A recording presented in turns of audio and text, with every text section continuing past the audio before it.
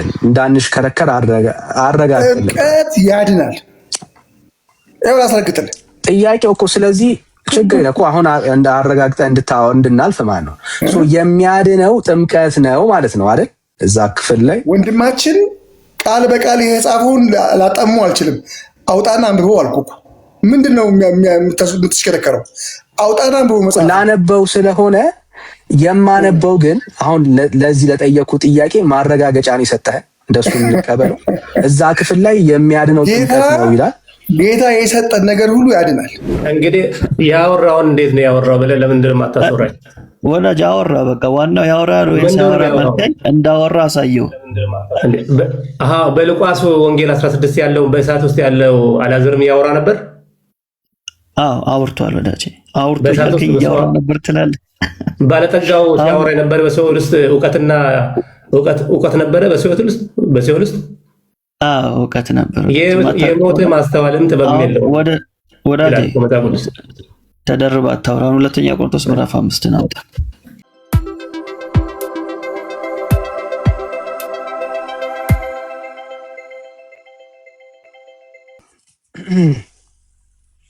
ዳንዬ ስራ አይደለውም እረፍት ነኝ ከእንቅልፌ መነሳቴ። ሰላም ብያለሁ ሁላችሁንም። ዳንዬ፣ ቤካዬ፣ ሜላ ሁላችሁንም ሰላም ብያለሁ። ጸጋና ሰላም ይብዛላችሁ። ተባረኩ ወገኖች። ታፕ ኮፒ ሊንክ ሼር አድርጉ። ቀጥል ዳንዬ። አሜን። እሺ፣ ወሳኝ ጥያቄ የጠየቀው እናንሳው። ምናልባት ለብዙ ክርስቲያኖች ምናልባት አንዳንድ ለሚነሱ ጥያቄዎች ሀሳብ ይሰጣል ብዬ አስባለሁ። ቤክ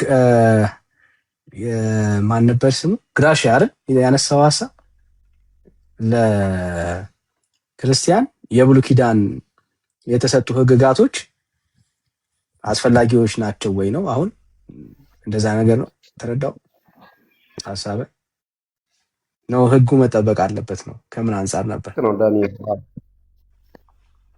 እሺ ማለት ህጉ ይሰራል ወይ? በአዲስ ኪዳን ላለን ለኛ ህጉ ይሰራል ወይ?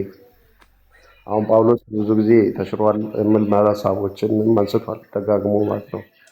እስኪ በዛ ዙሪያ ላይ ማለት ግልጽ አድርገው። እሺ ሜላ ያለ እስቲ መልስለት ያነሳው ሀሳብ።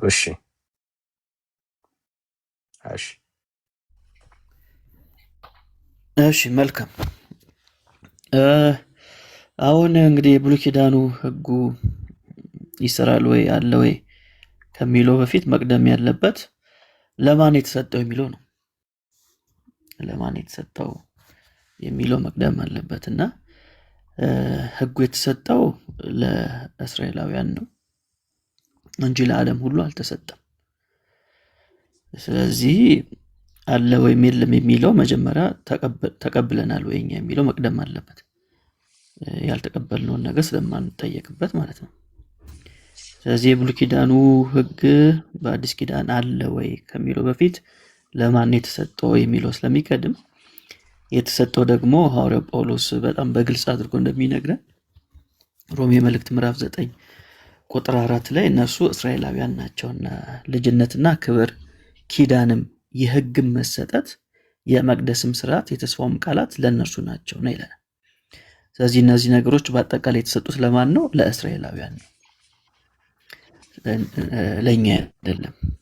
ስለዚህ የብሉይ ኪዳን ላይ አትግደል የሚል ስላለ አይደለም አሁን ማን ገለው። በአዲስ ኪዳን ራሱ ሐዋርያው ጳውሎስ እዛ ሮሜ መልእክቱ ምዕራፍ 13 ላይ ምን የሚል ቃል ይናገራል መሰለ? እርስ በራሳችን ከመዋደድ በቀር ለማንም ዕዳ አይኑርባችሁ፣ ሌላውን የሚወድ ሕግን ፈጽሞታልና በማለት ይናገራል። ስለዚህ አሁን ላይ አትግደል፣ አትስረቅ፣ በውሸት አትመስክር፣ አትመኝ፣ አታመንዝር የሚለው ጠቅላላ ባልንጀራህን እንደራስህ ውደድ በሚለው ቃል ተጠቃሏል። ስለዚህ አሁን እነዚህን ነገሮች የማናደርገው ብሉይ ኪዳን ላይ ህጉ ላይ ስለተጻፈ ሳይሆን በአዲስ ኪዳን ላይ ጌታችን ኢየሱስ ክርስቶስ ባልንጀራችንን እንድንወድ ስላዘዘን፣ ሐዋርያቶቹም ደግሞ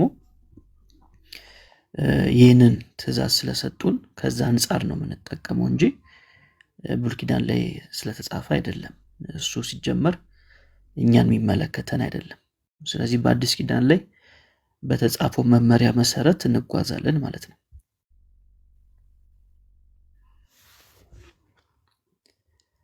ይህን ይመስላል ግራሻ።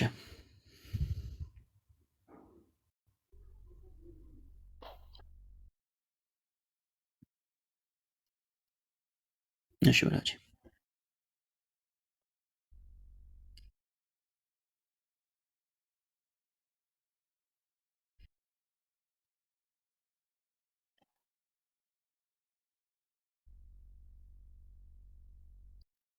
አይ ለአንተም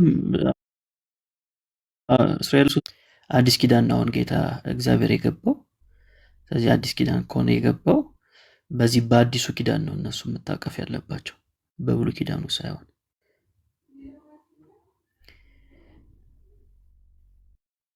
ስለዚህ አዲሱ ኪዳን ውስጥ ሰው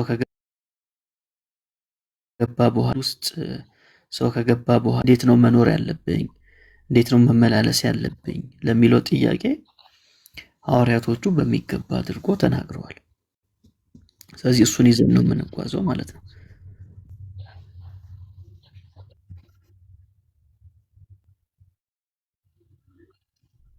ምን ኦኬ እሺ፣ ከታች አይሰማም ምናምን ሲሉ እኮ ነው።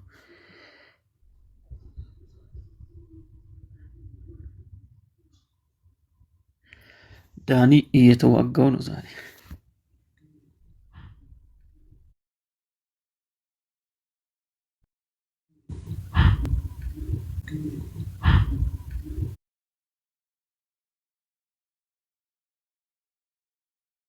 ኢሚዩት ነው።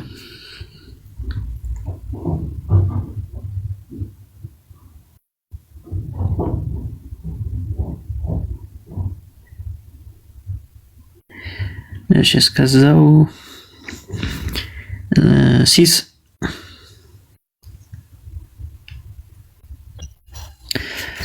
ሰላም እንዴት ነህ?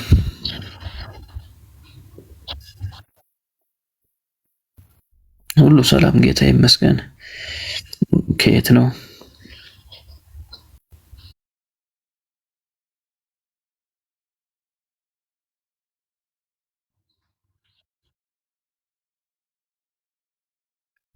ኦኬ እሺ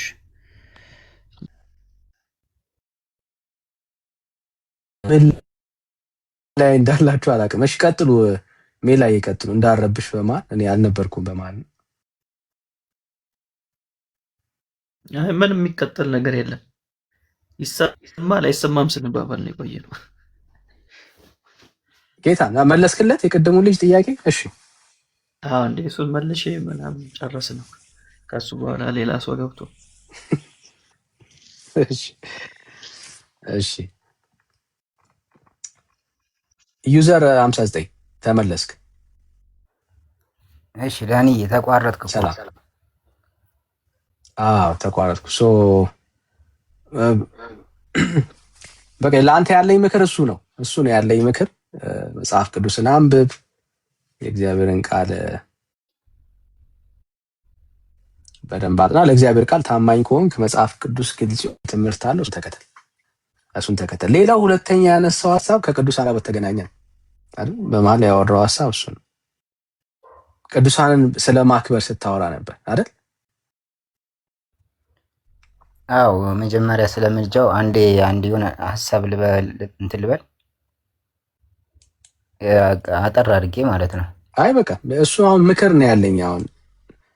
ነው ያለኝ እሱ። ጨረስን ብራት ጨረስን። አይ ምንፍቅና ምናምን ስለተባለ ምንፍቅና እንዳልሆነና ምንፍቅና ጭራሽ በውስጥ የለም አስቤውም አላውቅም።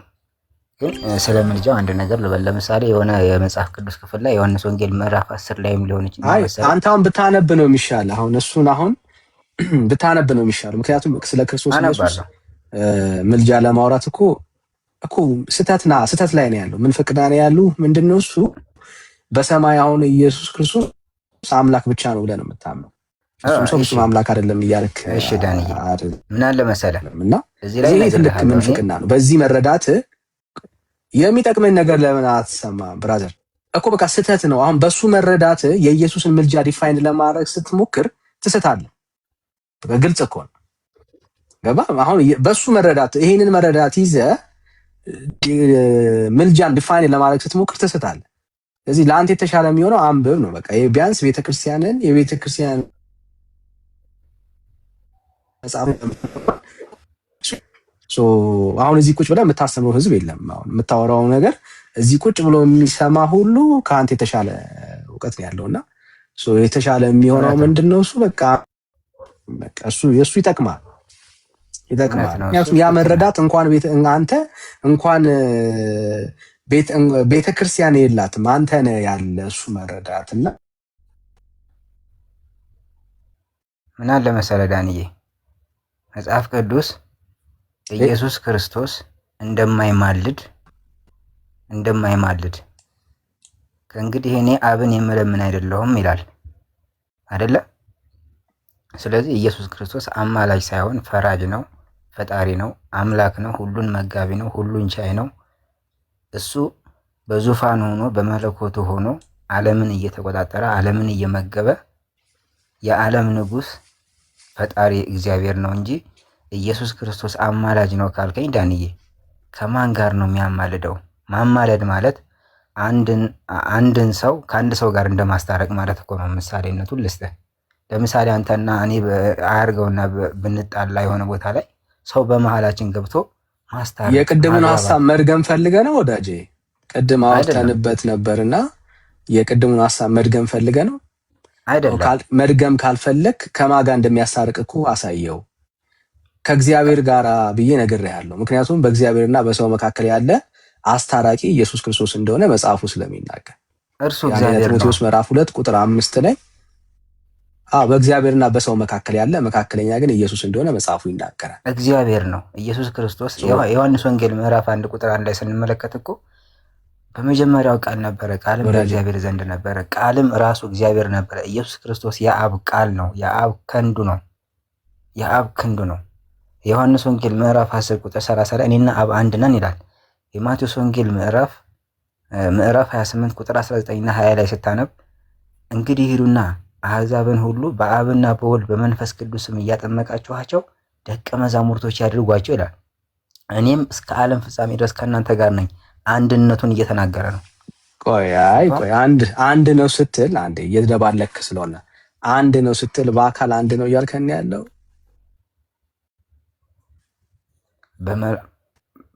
በመለኮት በአገዛዝ በስልጣን ይህን ዓለም በመፍጠር አንድ ነው።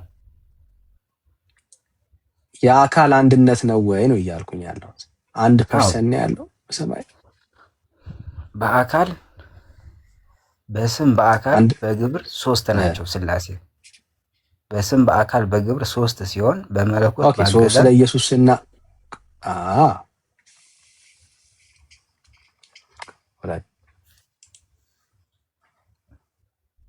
ልቀጥል። እሺ ስለዚህ እጅ ላይ መጽሐፍ አይ እንደዚህ አይነት ክህደት እየካድካር ለማ የምትሄደው ኦኬ። መጽሐፍ ቅዱስ ላይ ያለውን ሐሳብ እያነሳን ያንተን ግምት ሳይሆን የእግዚአብሔርን ሐሳብ ቆይ አንዴ እንደ ካድክ ላሳይ። እንደ ካድክ ላሳይ። መጽሐፍ ቅዱስ አውጣ። እጅ ላይ መጽሐፍ ቅዱስ አለ ወይስ ላውጣለህ? ለጊዜው አለ እጅ ላይ የለም። እሺ እኔ ላውጣል። ይኸው አንደኛ ጢሞቴዎስ ምዕራፍ 2 ቁጥር 5 ስንት እግዚአብሔር አለ ይላል? አንድ እግዚአብሔር አለና በእግዚአብሔርና በሰው መካከል ያለ መካከለኛ ደግሞ አንድ አለ፣ እርሱም ሰው ነው፣ ክርስቶስ ኢየሱስ ነው ይላል። በእግዚአብሔርና በሰው መካከል ያለ መካከለኛ ማን ነው? ኢየሱስ ክርስቶስ ነው። ስጋን ስለለበሰ ነው። ኢየሱስ ክርስቶስ ስጋን ራሱንም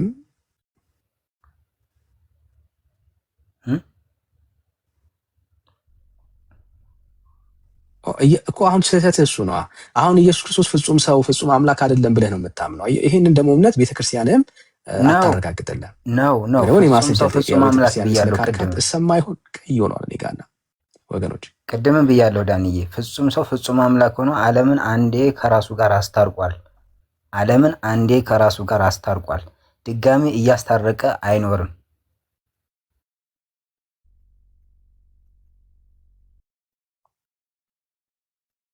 እሰማለሁ። እሺ ይሰማል። እሺ ቀይ ስለሆነ ነው እኔ ጋርና፣ እሺ ከተሰማ አሪፍ። እሺ አንድ ፍጹም ሰው ፍጹም አምላክ እንደሆነ ኢየሱስ ታምናለህ? አሁን በሰማይ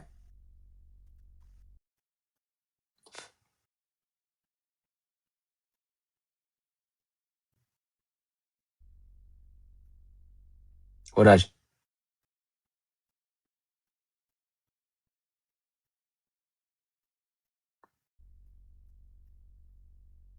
እኔ ጋር ነው የተቋረጠው ወይስ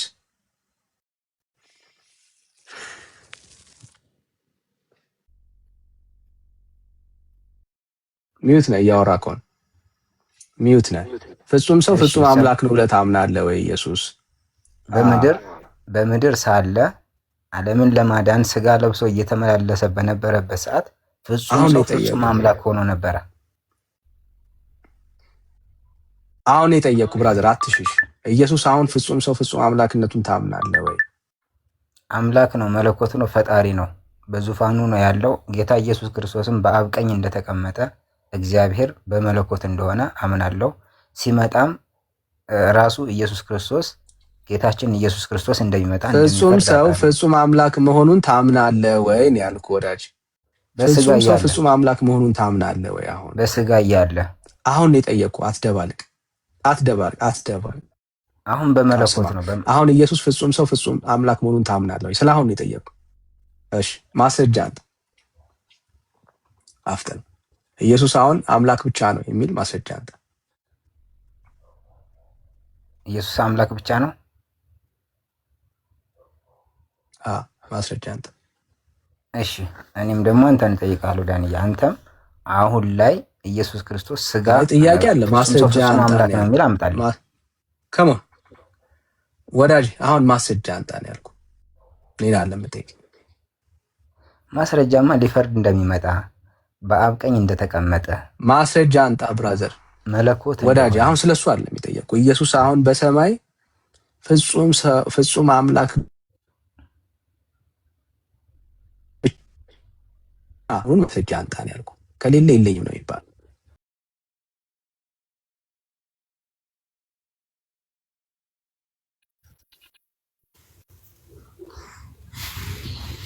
አንተ እኮ ሰው ነው እያልከኝ፣ ፈጣሪ ነው፣ አምላክ ነው፣ በዙፋኑ በመለኮቱ ነው ያለው።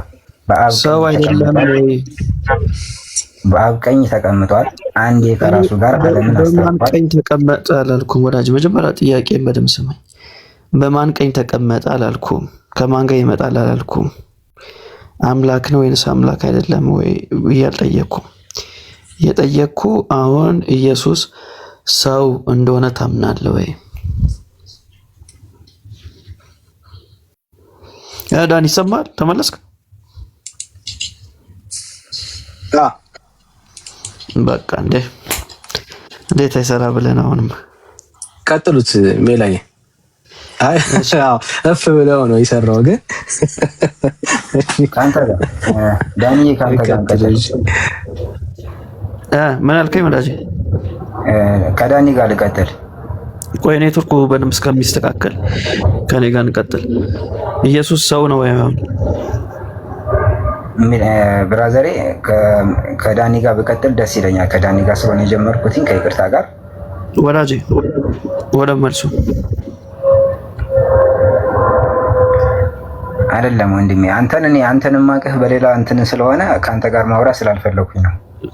በቃ ታብታብ አድርግ። እንደዛ ከሆነ የያዝከው ምንፍቅና ነው። ኦርቶዶክስም እንደዚህ ብላ አታምንም አይደለሁም። ስለዚህ ሌላ ጊዜ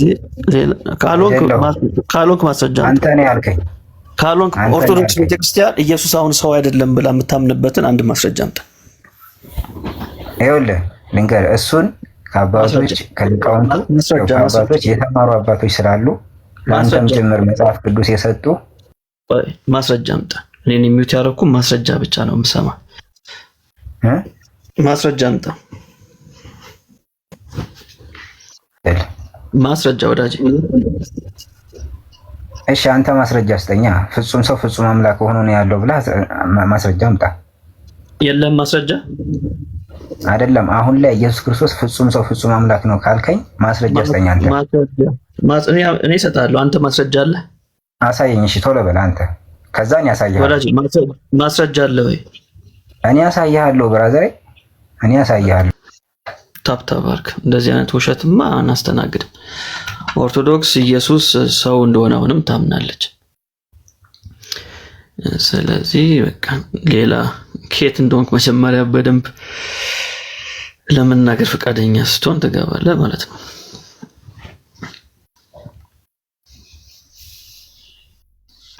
Danny, can you put me down? I was trying to top. I was not trying to enjoy the magic.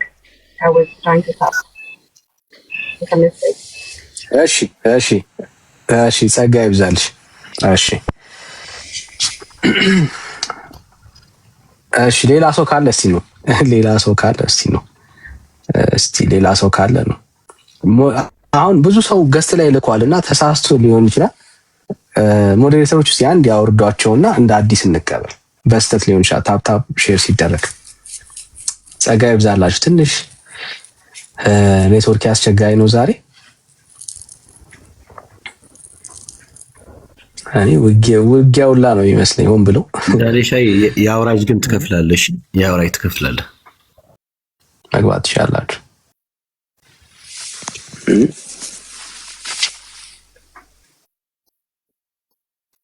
እሺ ሌላ ኦርቶዶክስ ካለ ካቶሊክ ካለ ጥያቄ አለኝ የሚል ሰው ካለ ገብቶ መጠየቅ ይችላል። በደንብ ማለት በማስረጃ መነጋገር ማውራት እንችላለን። ጸጋ ይብዛላችሁ።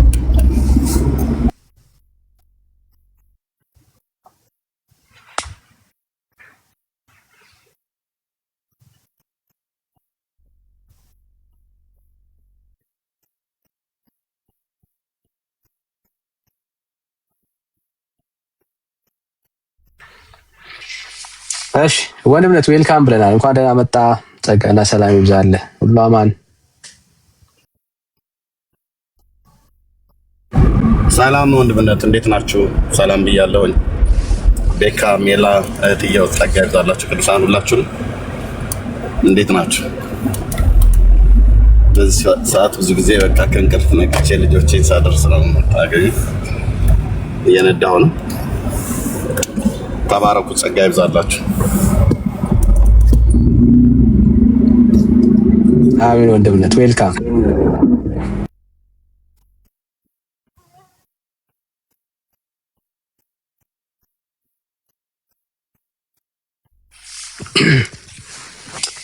እሺ ቴንኪ ወገኖች፣ ጸጋ ይብዛላችሁ። ተባረኩ። ሼር፣ ኮፒ ሊንክ፣ ታፕ የምታደርጉ ጥያቄ ያለው ሰው መግባት ይችላል። በተለይ ከስላሴ አማኝ ውጭ ያላችሁ ሰዎች ብትገቡ ደስ ይለናል። ግን ኦርቶዶክሳውያንም ካቶሊካውያንንም እንቀበላለን። ሀሳብ አንስተን እንሟገታለን። ሙስሊሞችም መግባት ትችላላችሁ። የሐዋርያት እምነት ላይ ነን ማለት የነቢያት እምነት ላይ ነን ያለ ነው የምትሉ ሙስሊሞች አላህ ከመሐመድ በፊት ይታወቃል የምትሉ ሰዎችም ካላችሁ መግባት ትችላላችሁ። እሺ ዩዘር ወይ አታርክመን ወይ በማስረጃ አውራ እና አስር ያትላክ በቃ ቁጭ ብለህ አንብብ፣ አጥና። እሱ ነው የሚጠቅመው ለአንተ፣ እሱ ነው የሚጠቅመው።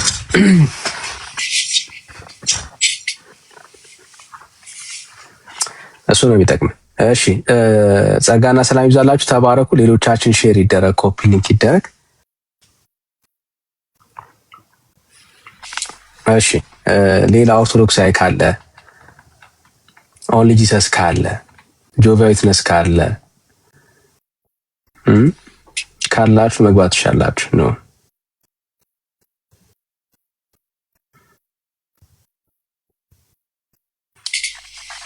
መግባት ትችላላችሁ ወገኖች። አይሁዶችም ካላችሁ ኤርሚ ስላለ አይሁዶችም ነው ተብላችኋል።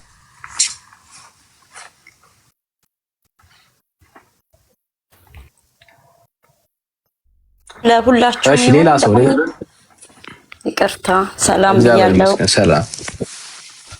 ያ እኔ ምንድነው አሁንም ምንም አይደለም፣ እንደናንተ ነው ማምነው። ግን አንድ ግጥም ለኤርሚ ገጠምኩኝና ግጥሙ በቃ ቲክቶክ ላይም ሼር አልሆነ አለኝ። ለኤርሚያስም በመሴንጀር ልኬለት ነበረ እሱም አያየውም እና ፕሊስ አዳምጡትና ብታሰሙ ማለት አሁን ወይ ለምሳሌ እኔ ሼር አድርጌዋለሁ እኔ እንትን ላይ ግን አይወጣም ለምን እንደሆነ አላውቅም።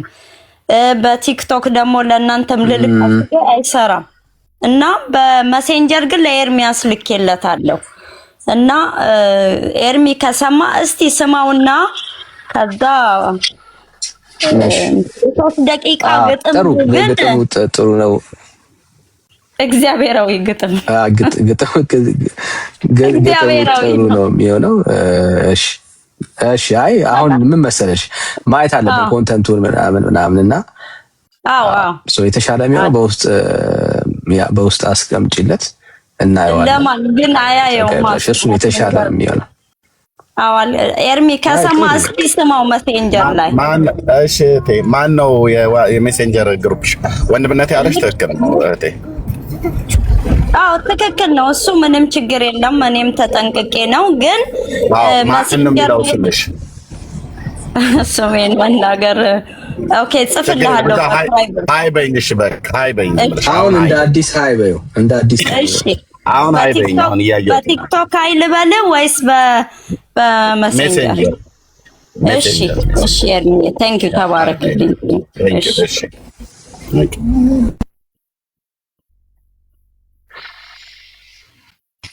እሺ ሌላ ሰው ካለ እንቀበል። ሌላ ሰው ካለ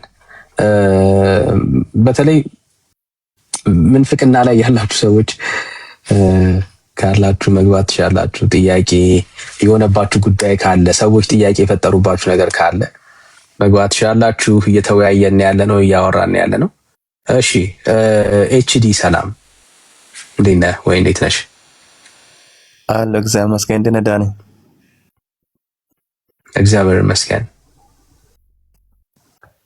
ጥያቄ አለኝ። አላስታውስም፣ ባለፈው አውርተን ነበረ። ከየት ቤተ እምነት? አሁን ከየትኛው ቤተ እምነት? ባለፈው ሳምንት አውርተን ነበረ። አንተ ቤት ነው የገባሁት። እሺ ወይ ባስታውስ ምን ችግር አለ ብለህ ነው? ምንም እኮ ችግር የለም። ወዲያው ነው የምናስታውሰው። በድምጽም ግን ድምጽህ ራሱ አልመጣልኝ። አሁን ከየትኛው ቤተ እምነት ውጭ ነው ያለሁት? ግን ጥያቄ አለኝ ከመለስክ። ዳንሻይ ያ ቤክ እሺ ቤካይ አይ ቲንክ ልጅ ማስተናገድ ያለብኝ አይመስለኝም። እዚህ ሳውዝ አፍሪካ ነው የሚኖረው። ሁልጊዜ የመጣ ከየትኛው ቤተ እምነት አይደለም አልወሰንኩኝም ገለመሌ ምናምን ያልና አይ ቲንክ በቃል አይ ቲንክ ከዚህ ጋር 8 ወር ምናምን ከዛ በላይ ይሆናል ያስባል። እኔም ቤት መጥቷል ደጋግሞ ምናምን ነገር፣ አንተም ቤት መጥቷል ደጋግሞ ምናምን ነገር።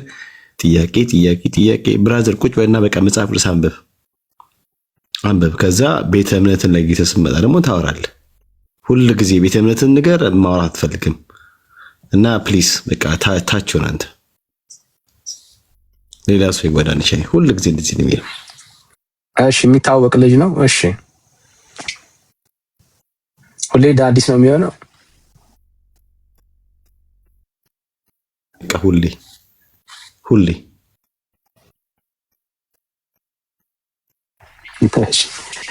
እሺ ያው እንደዚህ አይነት ሰዎች ኮመንሊ ቤተ እምነታቸውን ስለሚያፍሩበት ነው ብዬ አምናለሁ። ያሉበትን ቤተ እምነት ስለሚያፍሩበት ነው በትክክል መናገር የሚከብዳቸው ሰዎች ማለት ነው። እንደኚህ ሰዎች አትፈሩ፣ እውነት ለመናገር አትፈሩ። ቤተ እምነታችሁን የሆናችሁትን ቤተ እምነት ንገሩ። ያው ሰው ስለሚረዳ ማለት ነው፣ ሰው ስለሚገባው። አሁን እንደዚህ ኦብዘርቭ እናደርጋችኋለን እና ምንም ሼም ሳይዛችሁ ቤተ እምነታችሁን ንገሩን።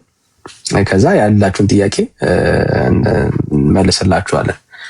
እሺ ባር ሰላም፣ እንኳን ደህና መጣ። ሰላም ላይ እንዴት ናችሁ?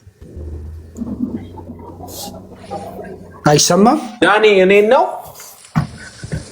እሺ ኦኬ፣ ሁለት ሰው ነው። እሺ ባህሩ፣ ሁለታችሁም ባህሩ ናቸው። እሺ ኧረ ከኔ ውጭ ባህሩ አለ እንዴ? ባህሩ ነው እኔ ባህሩ ያንተ ባህሩ ነው ያንተ? እሺ ባህሩ ነበር ያልኩት። እሺ እሺ እሺ ዌልካም ብራዘር። እሺ አመሰግናለሁ ዳንዬ። እሺ አንድ ጥያቄ አለኝ። ታውቃለህ ሆነ ብዙ ቦታ መናፍቅ ማለት ምን ማለት ነው ዳንዬ? እስቲ ግልጽ አድርግልኝ። መናፍቅ እያሉ አስቸገሩክ? አዎ እሺ እሺ ችግር የለም እንመልስልሃለን። አዎ እየጻፍኩ እሺ ባህር እንኳን ደህና መጣ። እሺ ዳኒካ እንዴት ላይ እንደወጣ ሁሉ አላውቁኝ።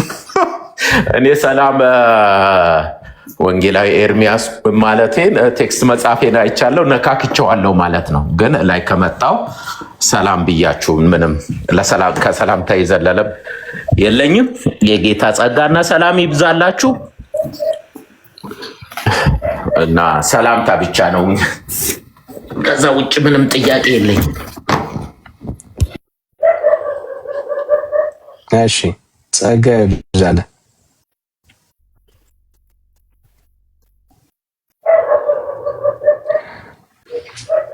እሺ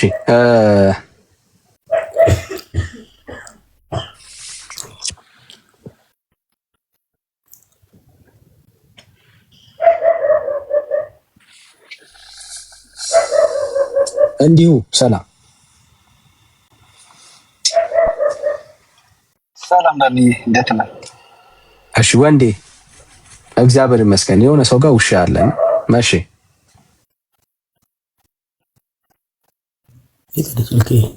ከየት ቤተ እምነት ይሆን? ድምጼ ይሰማል? ይሰማል? ድምጼ ትሰማለህ? ከየት ቤተ እምነት ነው ብራል? ትሰማለህ? ከየት ቤተ እምነት ነው? ህይወት ብርሃን። ህይወት ብርሃን። እሺ እሱ በጌታ ነህ? ህይወት ብርሃን ነው ቸርቼ እያልኩ እኮ ነው።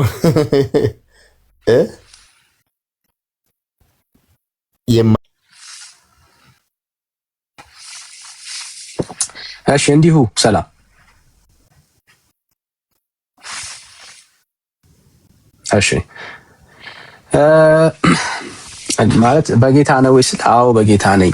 አይቀልም ብራዘር፣ እሱ እኮ ይቀል በግልጽ ቋንቋ ማለት ነው ሰው የሚገባው። እሺ ሶ መናፍቅ ማን ነው? እሺ ሜርሲ ትመልሽለታለሽ። መናፍቅ ማን ነው እያለ ነው ያለው። መናፍቅ ማለት ምን ማለት ነው እያለ ነው ሜርሲ። ማን ነው ከፍሎ የሚያምነው እያለ ነው። እሺ ቤካ ያለ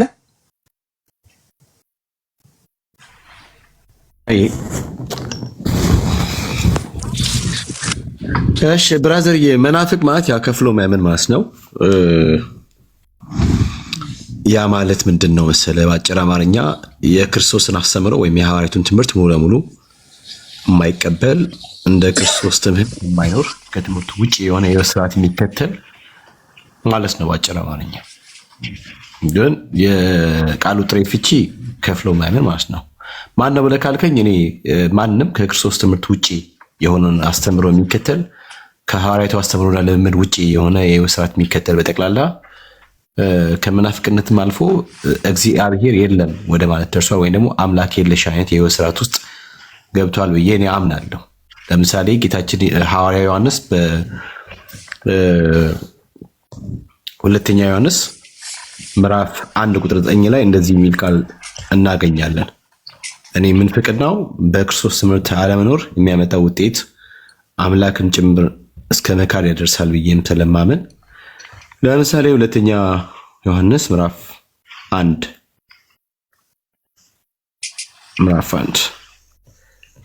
ቁጥር 9 እንደዚህ ያል በክርስቶስ ትምህርት የማይኖርና ከትምህርቱ የሚወጣ ሁሉ አምላክ የለውም። በክርስቶስ ትምህርት የሚኖር ግን አብም ወልድም አለው ይላል። እዚህ ማንም ሰው በክርስቶስ ትምህርት ካልኖረ ከትምህርቱ ከወጣ ያ ሰው በቃ አምላክ የለውም። ባይ ዲፎልት አምላክነቱን ክዶታል ማለት ነው። ይሄ ነገር መነማን ይስተዋላል ብለህ ካልከኝ እኔ ማለት ስሜንሽን ባረግ ደስ ይለኝ ነበረ። ለምሳሌ ከነገርነት አንጻር እንኳን ቢታይ በእኛ በክርስቲያኖቹ ወይም በእኛ በፔንቴኮስታሎች ወይም በወንጌል አማኞች አስተምህሮ የሰው ልጅ የሚድነው በእግዚአብሔር ጸጋ በእምነት ብቻ በክርስቶስ ብቻ ብሎ ነው የሚያምነው። እዚህ ከእግዚአብሔር ጸጋ ውጪ ከክርስቶስ ውጪ ከእምነት ውጪ የሰው ልጅ የዓለም ሕይወት የሚያገኝበት ሌላ ሜትድ የለም ማለት ነው።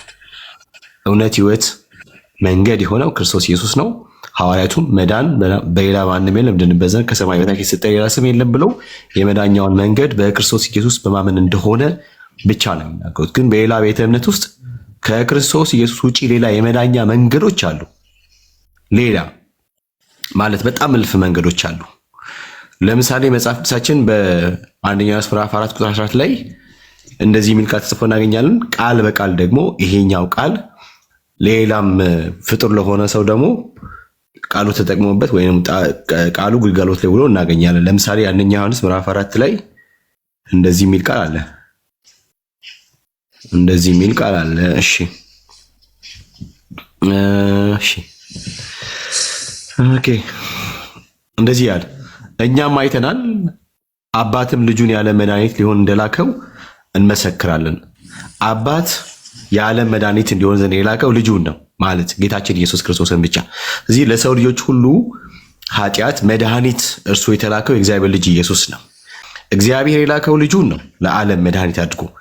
ሰው ከየትኛውም አይነት የኃጢአት ደዌና በሽታ የሚድነው ክርስቶስ ኢየሱስን በመቀበል ነው። ካለበት ከኃጢአት በሽታ የሚድነው ክርስቶስ ኢየሱስን መድኃኒት እርሱን ሲቀበል ነው። በኦርቶዶክስ ተዋሕዶ ቤተ እምነት እንደውም መድኃኒታችሁ እርሷ ናት፣ በፍጹም ልባችሁ ሳትጠራጠሩ እመኑባት ተብላ ደግሞ እንደ አንድ የኃጢአት መድኃኒት ሆና የቀረበችው ማርያም ናት። ይህ ከክርስቶስ ትምህርት የወጣ ከሐዋርያቱ አስተምሮ የወጣ ከሐዋርያቱ ልምምድ የወጣ ፈጽሞ መጽሐፍ ቅዱስ የማያውቀው ሰው ሰራሽ ትምህርት ነው ማለት ነው። ሐሳቡን ስተቀልል መናፍቃኖች ከኛ ከወንጌል አማኞች ውጭ ያሉት በጠቅላላ ዲያር መናፍቅ ናቸው።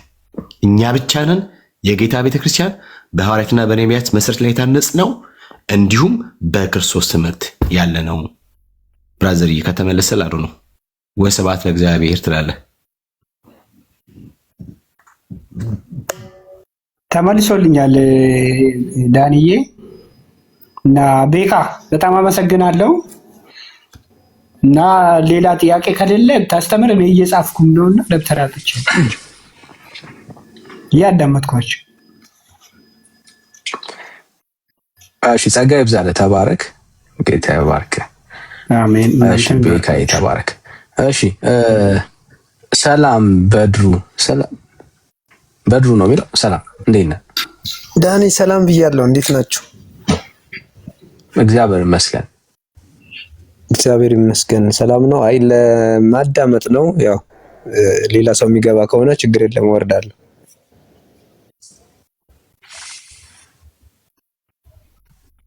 እሺ፣ ያው አማኝ ነኝ ማለቴ ነው። ሌላ ኦርቶዶክሳዊ፣ ካቶሊካዊ ተባረክ። እንኳን አማኝ ሆንክ ወዳጅ፣ ተባረክ። እሺ፣ ሌላ ኦርቶዶክሳዊ፣ ካቶሊካዊ እንዲሁም ደግሞ ማውሪቲ ጂሰስ ጆቫ ዊትነስ የሚሆነ ሰው ማንም ሰው መግባት ይችላል።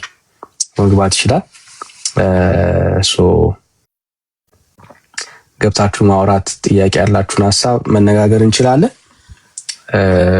ግልጽ ነው። እሺ፣ ተባረኩ። ቴንኪው። ሼር እና ሪፖስት ኮፒ ሊንክ ይደረግ። እንደ አዲስ ሪፍሬሽ እናድርገው።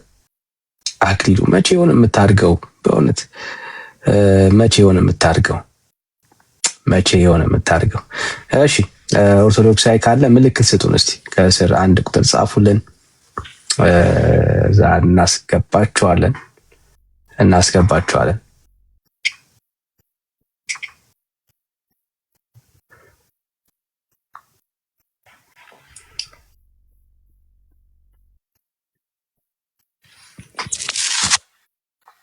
እሺ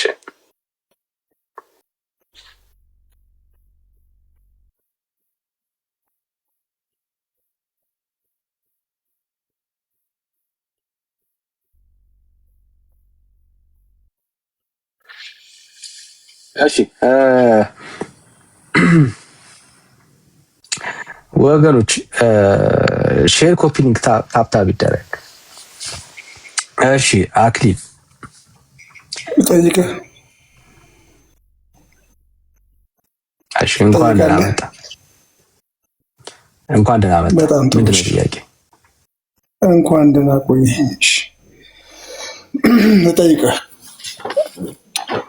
በእናንተ ቤተ እምነት ጥምቀት ለድነት ብላችሁ ታምናላችሁ? መጽሐፍ ቅዱስ እንደሱ ጥምቀት ለድነት ነው ብላችሁ እመኑ ስለማይል አላምንም። ጥምቀት ያድናል የሚል አለ፣ ትቀበላለህ? ጥያቄ ነው የጠየቀኝ አይደል?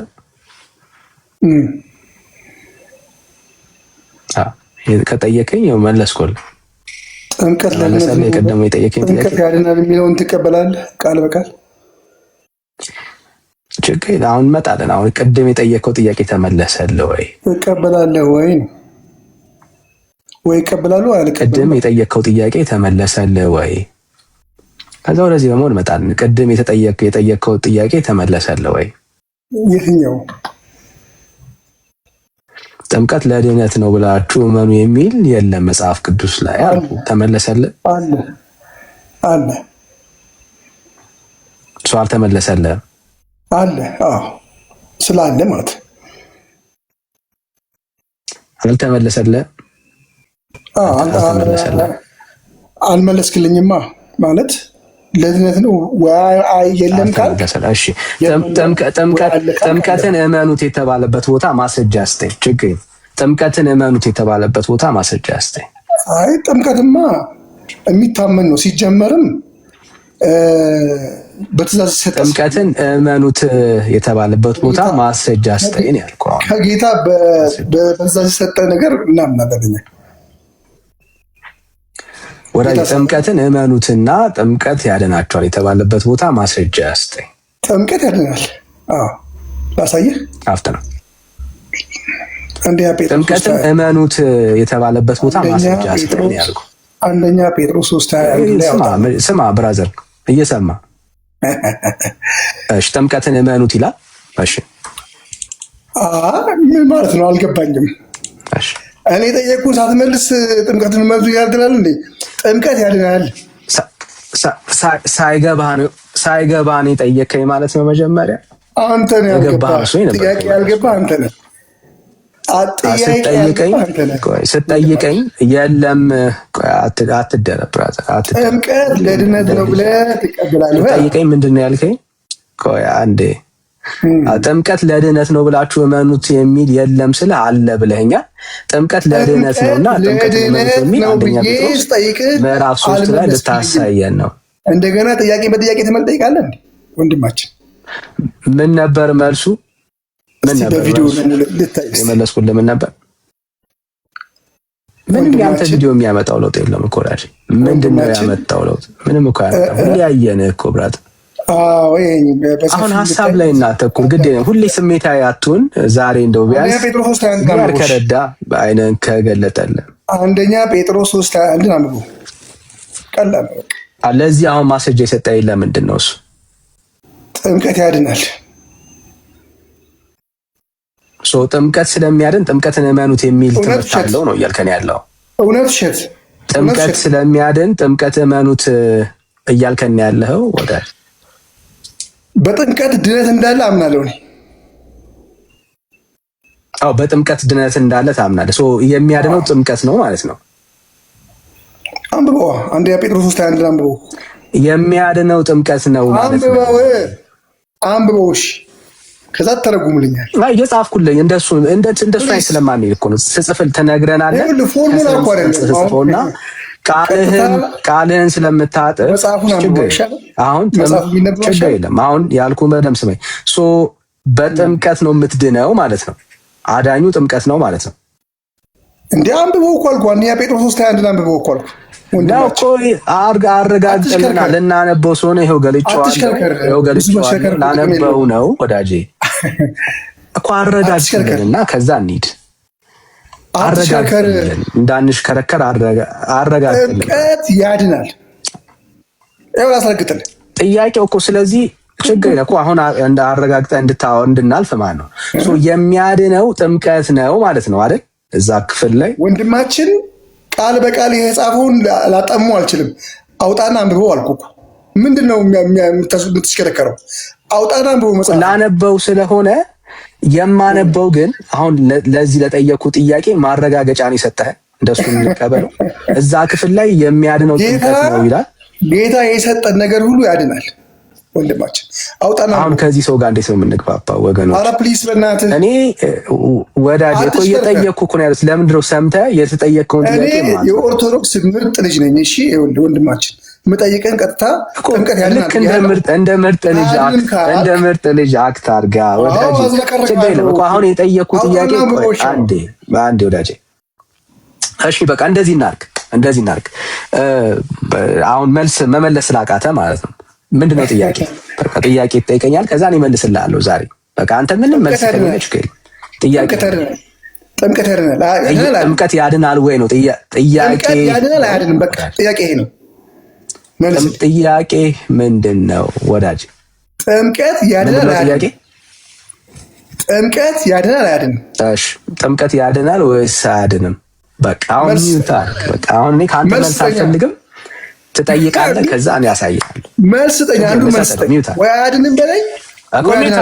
ሚዩት አድርግ እኮ ላወራህ ነው። አሁን ሚዩት አድርግ ላወራህ ነው።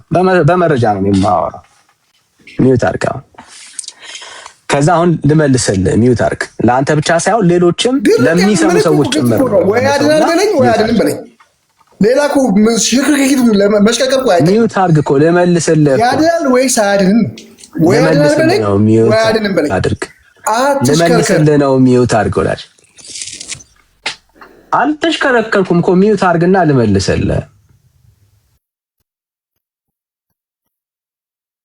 ቴንክ ዩ። መጽሐፍ ቅዱስ ላይ እግዚአብሔር ሰዎችን ሊያድን ሲፈልግ በምንድን ነው ያዳነው ነው ጥያቄው። እሱ ነው መሆን ያለበት። እሺ መጽሐፍ ቅዱስን እስቲ ልግለጥ። እግዚአብሔር ሰዎችን በምንድን ነው ሊያድን የፈለገው?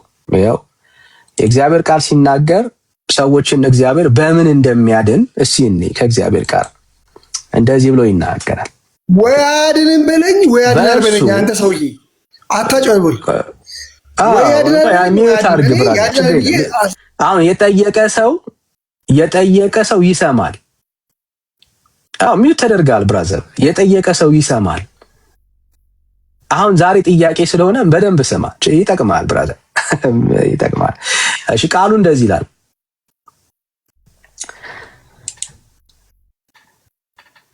ውሃ እንደማያድን ላሳይ ነው ብራዘር። ሚዩት ተደርጋል። እኔ እኮ ወዳጄ እንዴት ነው ማታ ማታ ስገባ አሁን ሚዩት ተደርገ ነው እያወራ ያለው እና እየሰማንህ አይደለም ወዳጄ።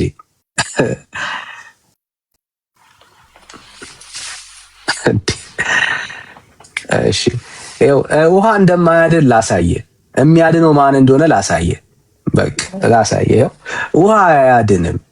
እግዚአብሔር ሰዎች እንዲድኑበት ውሃ አልሰጠም። ምን እንደሰጠ ላሳየ ከእግዚአብሔር ቃል።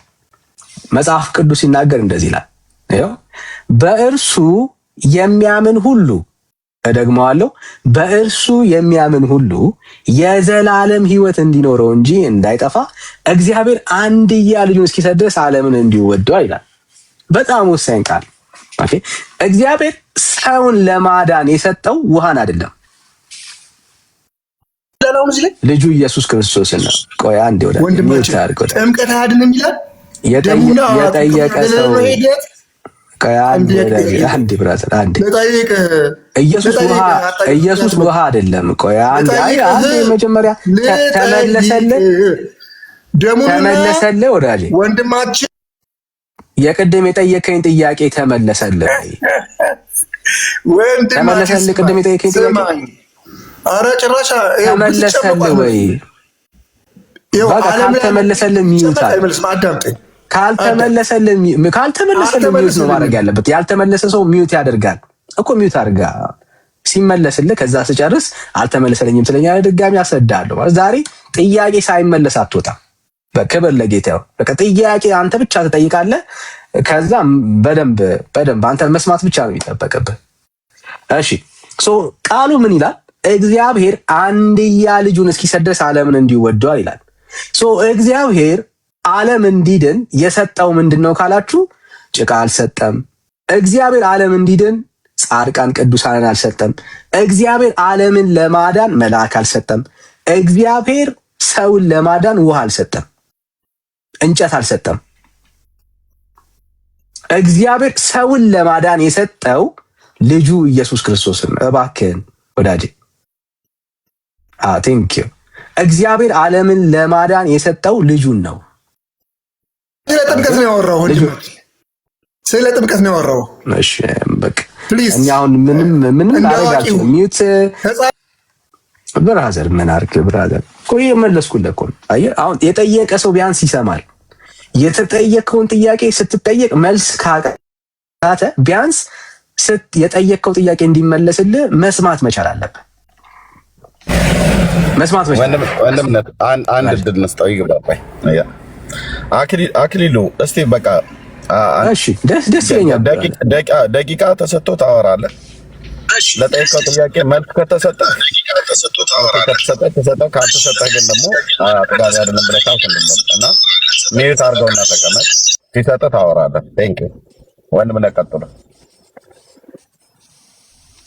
እሺ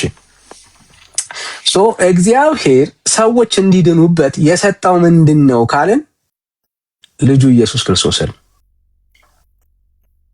እግዚአብሔር ልጁ ኢየሱስ ክርስቶስን ነው የሰጠው።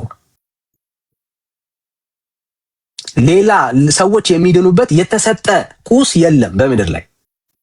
የሰጠው ምኑን ነው? ልጁን ነው የሰጠው። ሰው እንዴት ነው የሚድነው ካልን በዚህ ልጅ ሲያምን ነው ሰው የሚድነው። በልጁ በክርስቶስ ኢየሱስ የሚያምን ሰው ነው ምን የሚያደርገው? የሚድነው።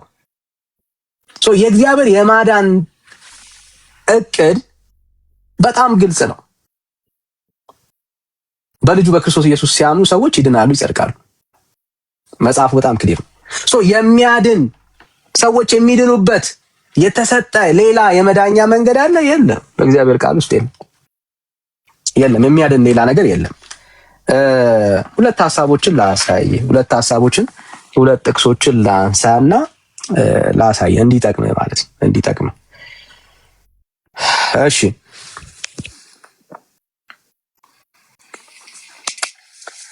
ሁለት ጥቅሶችን ላሳይ። መጽሐፍ ቅዱስ ክሊር የሆነ ሐሳብ ስላለው ማለት ነው። እሺ እንዴት ሰዎች እንደዳኑ እንድናይ ያክል ጥሩ ነው ማየታችን ማለት ነው። እሺ እንዴት ሰው እንደሚድን መጽሐፍ ቅዱስ በግልጽ የሚያሳይበት አንድ ቦታ አለ። እስቲ እንየው ሰዎች እንዴት እንደዳኑ። ይኸው እንደዚህ ነው።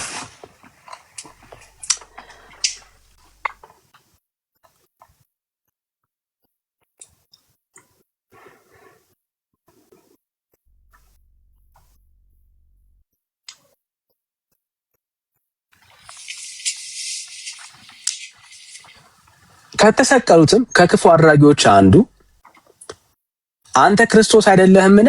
ራስህንም እኛንም አድነን ብሎ ሰደበው ይላል። ወንበዴዎች ናቸው፣ ክፉ አድራጊዎች ናቸው ሁለቱም።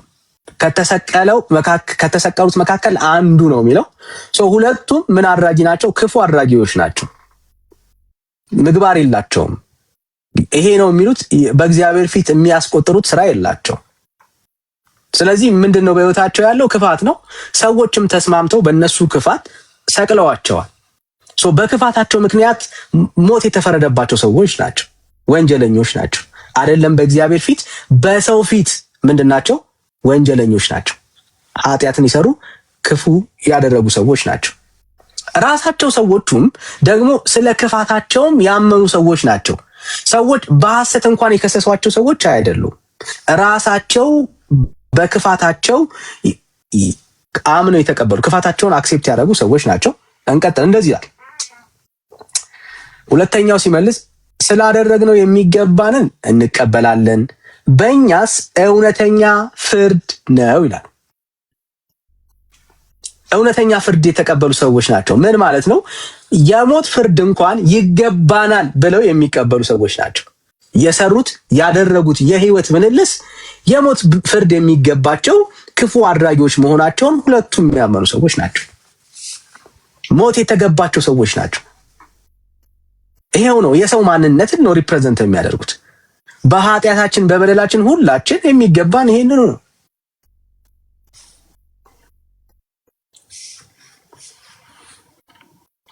ኢየሱስንም ይላል ጌታ ሆይ በመንግስት በመጣ ጊዜ አስበኝ አለው። ይሄው ወንበዴ ሞት የተፈረደበት ኃጢአተኛ የሆነ የበደለ ሰው ጌታውን ብሎ ተማጸነ። በመንግስት በመጣ ጊዜ አስበኝ አለው። የጌታ መልስ ነው ዛሬ ላለን ክርስቲያኖች መሰረት የሚጥል። ኢየሱስም እውነት እውነት እልሃለሁ ዛሬ ከኔ ጋራ በገነት ትሆናለህ አለው ይላል። እግዚአብሔር ይባረክ። ይሄ ሰው እግዚአብሔር በላከለት በልጁ በክርስቶስ ኢየሱስ ስላመነ አልተጠመቀም፣ አልቆረበም፣ ኃጢአቱን በደሉን ለንስሐ አባት አላወራም። ምንም ያደረገው ነገር የለም። ያደረገው ነገር ምንድነው? እሱ ኃጢአተኝነቱን በደለኝነቱን አምኖ በክርስቶስ ኢየሱስ ምን አረገ? ጌትነት አመነ፣ አዳኝነት አመነ። በመንግስት በመጣህ ጊዜ ምን አርገኝ አለው? አስበኝ አለው። ዳትሱን ይሄ ሰው ታሰበ አልታሰበም? ታሰበ። እግዚአብሔር ሌላ ሰዎችን የሚያስብበት የመዳን ተስፋ የለም ብራዘር።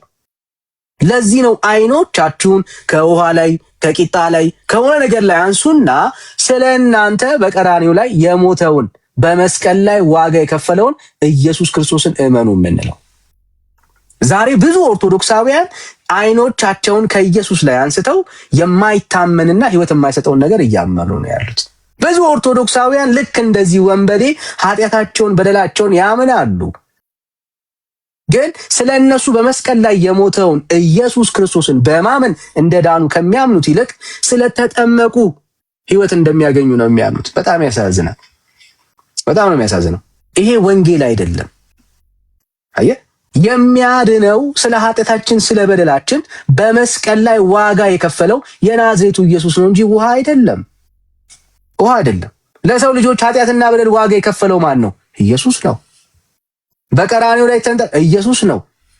አየህ፣ በሱ ስራ እኛ ሁላችን ወደ አብ መግባት አለን የተባለው መጽሐፉ ያንን ነው የሚናገረው። ስለዚህ ሰዎች ወደ እግዚአብሔር የመግባት ድፍረት የሚኖራቸው ስለተጠመቁ አይደለም። ልክ ነው። ጥምቀትን እንደዚህ ስንል እያቃለልን አይደለም፣ የጌታ ትእዛዝ ነው። ግን ሰዎች ለመዳን ለመጽደቅ የሚያስፈልጋቸው አዳኛቸው ኢየሱስ ክርስቶስ ነው። ለምን? መጽሐፍ የሚናገረው ደም ሳይፈስ ስርየት የለም ነው የሚለው። ታዲያ ኃጢአተኞች በደለኞች የኃጢአት ስርየት በምን ተቀበሉ? በፈሰሰላቸው በክርስቶስ ኢየሱስ ደም። በእግዚአብሔር መንግስት ውስጥ ሁለት አዳኝ የለም፣ አንድ አዳኝ ነው ያለው ብራዘር። ለዚህ ነው መዳን በሌላ በማንም የለም የተባልከው። ውሃ በዚህ በኩል የሚያድንበት ህይወት፣ በዚህ በኩል ደግሞ ሌላ የሚያድንበት ሌላ ኢየሱስ ምናምን ተብሎ ተከፋፍሎ ሌላ የመዳኛ ተስፋ አልተሰጠንም። የመዳኛ ተስፋችን አንድና አንድ ነው፣ ስሙም ኢየሱስ ይባላል። ከክርስቶስ ኢየሱስ ውጪ ሰዎች የሚድኑበት አንዳች ተስፋ የላቸው። ለዚህ ነው እኛ ክርስቲያኖች የመዳን ተስፋችን ሲወራ ኢየሱስ ክርስቶስን በማመን ብለን የምንዘጋው። ለምን? ሌላ የመዳኛ መንገድ የለም። ሐዋርያቶችም አልሰበኩም። ሰው ይድን ዘንድ ምን ማድረግ ይገባኛል ብሎ ሲጠይቃቸው በጌታ በኢየሱስ ክርስቶስ እመን አንተና ቤተሰቦች ትድናላችሁ ነው። ይሄ ነው መልሱ። ዛሬም ይሄ መልእክት ነው ለኛ ያለን። እዚህ ውስጥ የምትሰሙ ሰዎች ካላችሁ ማለት ነው፣ አይኖቻችሁን ከውሃ ላይ አንሱ፣ አይኖቻችሁን ከሆነ ከቁስ ነገር ላይ አንሱ፣ አይኖቻችሁን ከቅዱሳን ከጻድቃን ላይ አንሱና ስለ እናንተ ኃጢአትና በደል የሞተውን ቅዱሱን የእግዚአብሔር ልጅ ኢየሱስ ክርስቶስን እመኑት ትድናላችሁ። መልእክታችን ይሄ ነው። ከዚህ ውጪ የመዳኛ መንገድ የለም እና ይሄንን ነው የምንላችሁ ብራዘርስ፣ ይሄንን ነው የምንላችሁ። በቃ መልእክታችን ይሄ ነው። ሐሳብ ወንድሞች ካላችሁ መጨመር ትችላላችሁ።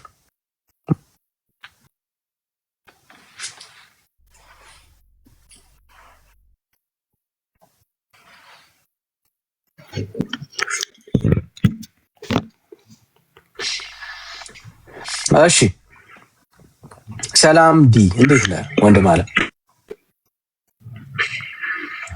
ዲ ይሰማል?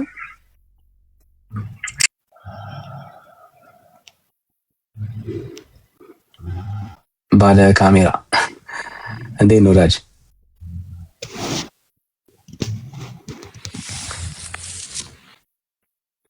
እየሰማን ነው። እሺ ሌላ ጥያቄ ሌላ ሰው ጥያቄ ካለው ባይ ዘ ወይ በጥምቀት ላይ ወልጅ ሴቶችም ካላችሁ መግባት ይችላል። ተመሳሳይ ናችሁ። እናንተም ጥምቀት ለመዳን ነው ብላችሁ ታምናላችሁ። ገብታችሁ መሞገት ይችላል፣ መግባት ይችላላችሁ። ሌላም ቤተ እምነት ማለት ነው።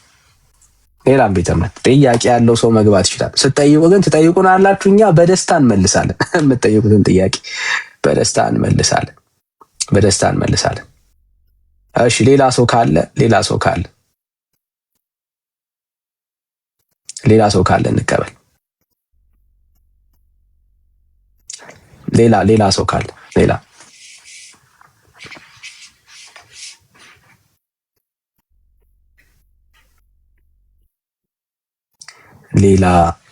ሌላ ሰው ካለ እሺ፣ ጸጋ ይብዛላችሁ። እስቲ ሪፖስት እና ሼር ኮፒ ሊንክ አድርጉት። ተባረኩልኝ። ጸጋ ይብዛላችሁ። እሺ ሌላ ሰው ካለ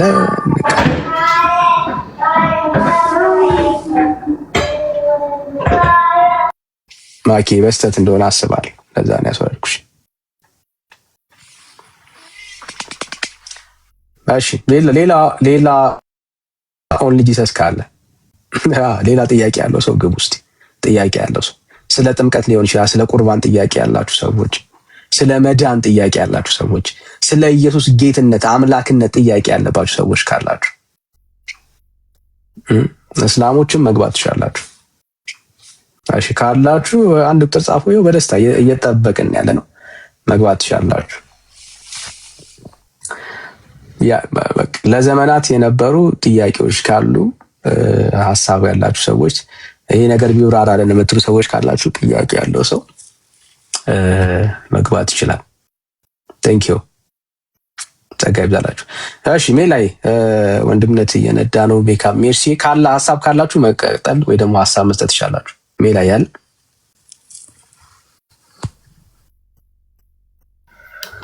አሎ ጥያቄም ጠብይ ነው።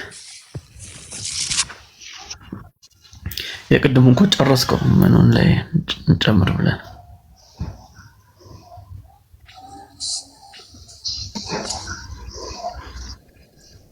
እሺ ማራናታን ተቀበሉ። እሺ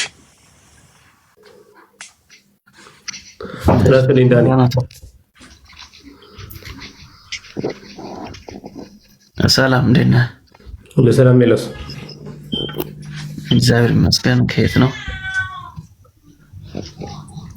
ቤተ እምነት ነው።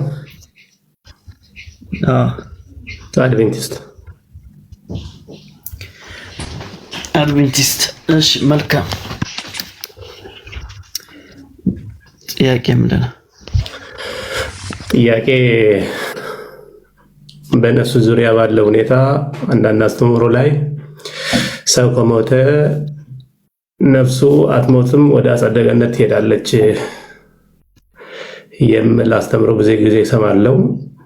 አንድ ሰው ከሱ ወጥቶ ወደ ሁለተኛ ቦታ ስፍራ ሄዶ ህልውና ያለው የሚኖር በራሱ ህይወት ያለው አካል አለ ብላችሁ ታምናላችሁ? በራሱ ህልውና ያለው? አዎ። በራሱ ህልውና ምን ማለት ነው? ከእግዚአብሔር ውጪ ማንም በራሱ ህልውና ያለው የለም። ምናልባት ጥያቄ ሶል ነፍስ ኢሞርታል ነው ወይስ ሞርታል ነው የሚል ነው መሰለኝ አይደል? እሱም ብቻ ጥያቄ እሱም ነው። ግን እሱም ብቻ ጋር ሳይቆም አንዳንድ እንዳስተምርም ሆነ ሰው ከሞተ ልክ መክብብ 5:9 ላይ ባለው ሁኔታ መሰረት ነው መሰለኝ ስጋ ወደ አፈራው ነፍስ ወደ አምላኳ በሚለው ሰው ከሞተ ነፍሱ የጻድቃኖች ነፍስ ወደ ሰማይ ትሄዳለች አትሞትም የሚል እንድምታ ስላለ ወይም ሰው ከሞተ በኋላ ተረድቻለሁ። ልክ ሉቃስ 16 ላይ ባለው በሲኦልም ሆኖ ያወራል፣ ነፍሱ ታወራለች የአላዘርና የባለጠጋው ወቢ በማድረግ እንደዛ ሊትራሊ እንደዛ ሲያስተምሩ ሰምቻለሁ። ገብቶኛል። ጥያቄ ገብቶኛል። ቅድም በራሱ ስላልከኝ ነው። በራሱ ማንም በራሱ ህይወት የለውም ከእግዚአብሔር ውጪ ሁሉም ተቀባይ ስለሆነ። እሺ መልካም። ነፍስ ሞርታል ነች ሟች ነች ወይንስ አትሞትም የሚል ጥያቄ ነው። መሞት ማለት ህልውናን ማጣት በሚል ከተተረጎመ እንደዛ አይደለም። ነፍስ ኢሞርታል ነች።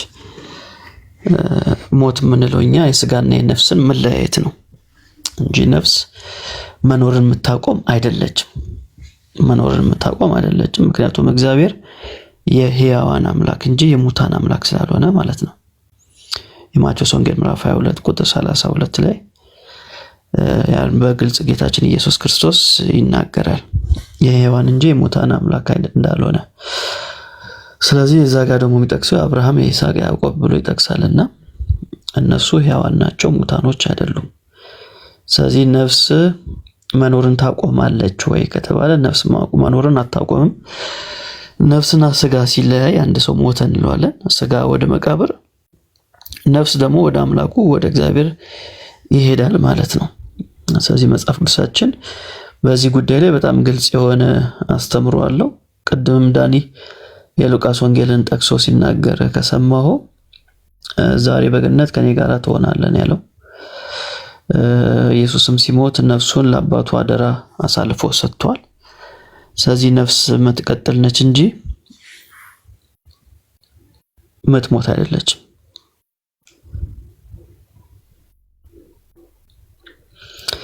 ታወራለች ወይ ምናምን የሚለው ጥያቄ ምናልባት የሉቃስ ወንጌል ላይ ያለውን አንተ ጠቅሷል። ከሱ በተጨማሪ ደግሞ ራዕይ ምዕራፍ 6 ቁጥር 9 ላይ ያለው እዛ ጋር ስለ ነፍሳት ያወራልና ሲጠይቁ እንደነበር እግዚአብሔርም ደግሞ ሲመልስላቸው እንደነበር ይናገራል።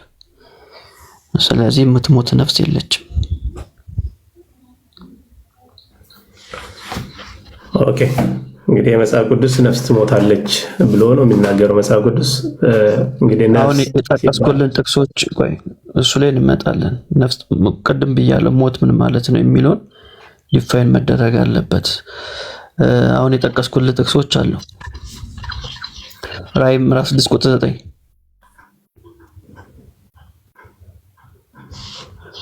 አይተዋል። እሱን ጥቅስ ለምብሮ ይነበብ ወይም አንብቦ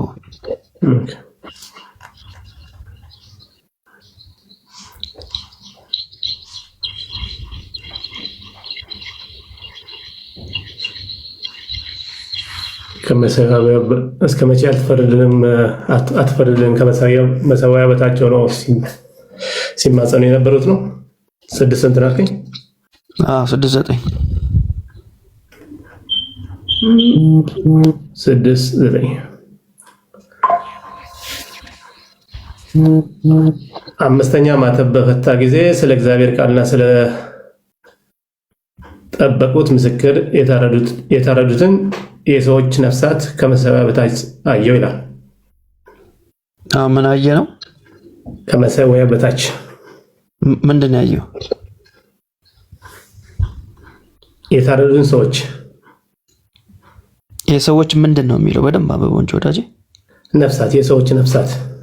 አዎ የሰዎች ነፍሳት። በጣም ጥሩ። እነዚህ ከሞቱ የሞቱ ናቸው ወይስ አይደሉም? በስጋ የተለዩ ናቸው አይደሉም? እሱ ራእይ ሊትራሊ ከወሰድከው ሊትራል አይደለም። ይሄ በስጋ የሞቱ ናቸው ወይስ አይደሉም? ጻድቃን ናቸው። ጻድቃን ናቸው አላልኩም እኮ እኔ። በስጋ ግን ሞቶ ነፍሳቸው አለች የለችም? የለችም። አየው የሚለው ምን ነው? የለችም። ደስ ይላል። ያለ ለምሳሌ አቤል ቃይል እዚህ ጋር እንጂ እዚህ ጋር አየው ይላል አይደል? አዎ። እና ያለ ነገር ነው ያየው ወይስ የሌለ ነገር ነው ያየው? አዎ ሊትራል አይደለም ብዬ ያልኩት አንተ የተረዳውን ታስፈታ። ሊትራል ነው ሲምቦሊክ ነው የሚለውን በኋላ እንመጣበታለን። አሁን አይቷል ወይስ አላየም? አይቷል። እሺ ይናገራሉ ወይንስ አይናገሩም? ሊትራሊ አይናገሩም፣ ታሪካቸው ግን ይናገራል። አረ ወዳጅ የተጻፈውን ነው እየጠየቅኩ ያለሁት። ቁጥር 10 ላይ በታላቅ ድምፅ እየጮሁ የሚል ቃል የለም አለ። በቃ የጮህ ነፍሱ ነው ወይንስ ስጋው ነው? በሊትራሊ አልጮሁም ወዳጅ። ያንተ ቃል ነው እሱ ሊትራል የምትለው አትጨምር። ቃሉ የሚለው ምንድን ነው? ቃሉ ነፍሳቶቹ ጮሁ ይላል ወይንስ አይልም? ይላል። አስረዳኝ እስቲ አንተ። አሁን የሞተ ምን አስረዳለሁ? የተጻፈው ቃል ግልጽ ነው። በታላቅ ድምፅ እንደ ጮሁ ይናገራል አይደል? እሺ እኔ አሁን ልጠይቅሽ በዚህ ወዳጅ። ቆይ ምንድነው የምጠይቀኝ? እንጨርስ እንጂ እናሳቡ። እንደ ጮሁ ይናገራል አይስ አይናገርም?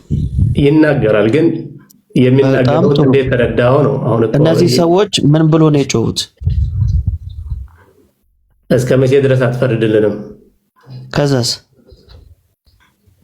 ደማችን በምድር ላይ በሚኖሩት ላይ እስከ መቼ አትበቀልም ብሎ ኤግዛክትሊ ደማችንን በምድር አየ ደማችን በምድር በሚኖሩት ላይ እስከ መቼ አትበቀልም። ስለዚህ እነዚህ ሰዎች ደማቸው የፈሰሰ ሰማዕት የሆኑ የሞቱ ናቸው። በሰማይ ነፍሳት ተብሎ ተጠርተዋል ማለት ነው። ስለዚህ የሚናገሩ ናቸው፣ የሚያዩ ናቸው፣ የሚሰሙም ናቸው አይደል? ናቸው አይደሉም? አይደሉም። ለምን በለኛ ለምን እልሃለሁ። እዚህ ጋር አሳየኝ፣ እዚሁ ላይ አሳየኝ። ያወራሉ ወይስ አያወሩም? ያወራሉ ስል ሊትራሊ ያወራሉ ማለት አለ። ወዳጅ አውርቷል ወይስ አላወሩም? እዚህ ጋር አውርቷል። ግን ያወሩ እሺ፣ እዚህ ጋር መልስ ተሰጥቷቸዋል አልተሰጣቸውም? ተሰጥቷቸዋል። በጣም ጥሩ፣ በጣም ጥሩ። አውርቷል፣ መልስ ተሰጥቷቸዋል አይደል? አዎ ያለ አንተ አሁን የሐሳብን አስቀምጠህ ለምንድን ነው እንደዚህ ያልከው? እንዴት ተረዳ ብለህ ለምን አትጠይቀኝም? ወላጅ አንተ እኮ ልጠይቀን ነው የገባው። እየመለስኩልህ እኮ ነው ያለሁት። ወላጅ መልሱ እሺ፣ እዚህ ጋር ሳይ ሊትራል መሆኑን እዚህ ጋር ሳይ ምዕራፍ 6። እሺ አሁን ሌላ መጽሐፍ ቅዱስ አስታራቂ ሌላ መጽሐፍ ቅዱስ ላይ አትሄድ ወዳጅ። እዚህ ራዕየ ዮሐንስ ምዕራፍ 6 ላይ ያሳየኝ። አውድ ጠብቅ አሳይ። ኦኬ አውድን ጠብቄ ልንገርህ። አድምጠኝ፣ ፍቀድልኝ። አቤል ቃየልን በገደለ ጊዜ እግዚአብሔር ወዳጅ ራዕየ ዮሐንስ ምዕራፍ 6 ነው የጠየቅኩህ። ዘፍጥረት ላይ አትጠየቅኩ። ስለ ነፍስ እኮ ነው የምታወራው ወዳጅ። ራዕየ ዮሐንስ ምዕራፍ 6 ላይ ነው የጠየቅኩህ። አሳየኝ። አውድ ማለት እኮ ምዕራፉን አውድ ጠብቅ ነው እንጂ ያልኩህ ዘፍጥረት ላይ ሄዳል ያልኩህ። መጽሐፍ ቅዱስ እርስ በራስ ቃል ስናገኝ እንዳውዱ ነው። ቆይ ቃል ስናገኝ ዝም ብለን አንፈታም። የሆነች ቃል ነፍስ የምትል ቃል ስላገኘን እዛ ሂደን አንፈታም። ኦኬ መጀመሪያ አውዱን እንጠብቃለን። አውድ ጠብቀን ነው የምናወራው። እሺ ስለዚህ ራዕየ ዮሐንስ ምዕራፍ 6 ላይ ሊትራል የሚለውን አሳየኝ። ሲምቦሊካል ሊትራል አለ። ሲምቦሊካል ያልከውን አሳየኝ። ሲምቦሊካል ማለት የውሸት ነው ያልከውን። ኦኬ ሲምቦሊካል ማለት ላስረዳ፣ ከዛ በኋላ ልክ አይደለም በለኝ። የተረዳው ምዕራፍ 6 ላይ የምታስረዳኝ ሌላ ቦታ እንዳትሄድ። ኦኬ አድምጠኛ። ኦኬ እግዚአብሔር የሞቱ ጻድቃኖችን ህይወታቸውና ታሪካቸው በህይወት መዝገብ የተጻፉት ታሪካቸው ይናገራል። ፍርድ ይፈልጋሉ። ልክ የአቤል ደም ኖ ዝም ብሎ ከልብ አፍልቀህ እንድታወራ አልፈቅድልም። ማስረጃ እኔ ማስረጃ እኮ ነው የጠቀስኩልህ። ምዕራፍ 6 ላይ ያሳይ ወዳጄ። ነፍስ ትሞታለች አትሞትም ባልከው ላይ ልመልስልህ። ምዕራፍ 6 ላይ የለህም መልስ ማለት ነው። ስለዚህ ምዕራፍ 6 ዘጋ። ዶክተሪን በአንድ ጥቅስ ነው የምትሰራ እንዴ አንተ? አረ ብዙ ቦታ ሄድልሃል ወዳጄ። እናንተ ናችሁ የሌላችሁ አንድ ቨርስ የላችሁም። ቆይ ጥያቄን የጠየቀኝ የመለስኩልህ ነው። ራዕየ ዮሐንስ ምዕራፍ 6 ላይ አሳይቻለሁ። አንተ ማምነሃል። እንዳወሩ እንደተነጋገሩ መልስ እንደተሰጣቸው አንተ አልካትክም። ስለዚህ እሱን እንዘጋለን። በጣም ጥሩ። አሁን ልቀጥል። አንድ የመጨረሻ ቨርስ ልስጥና ከዛ በኋላ ደግሞ ወደ ሌላ እንሄዳለን። ሁለተኛ ቆሮንቶስ ምዕራፍ 5 ቁጥር 8 ላይ ያለው ነው ታዲያ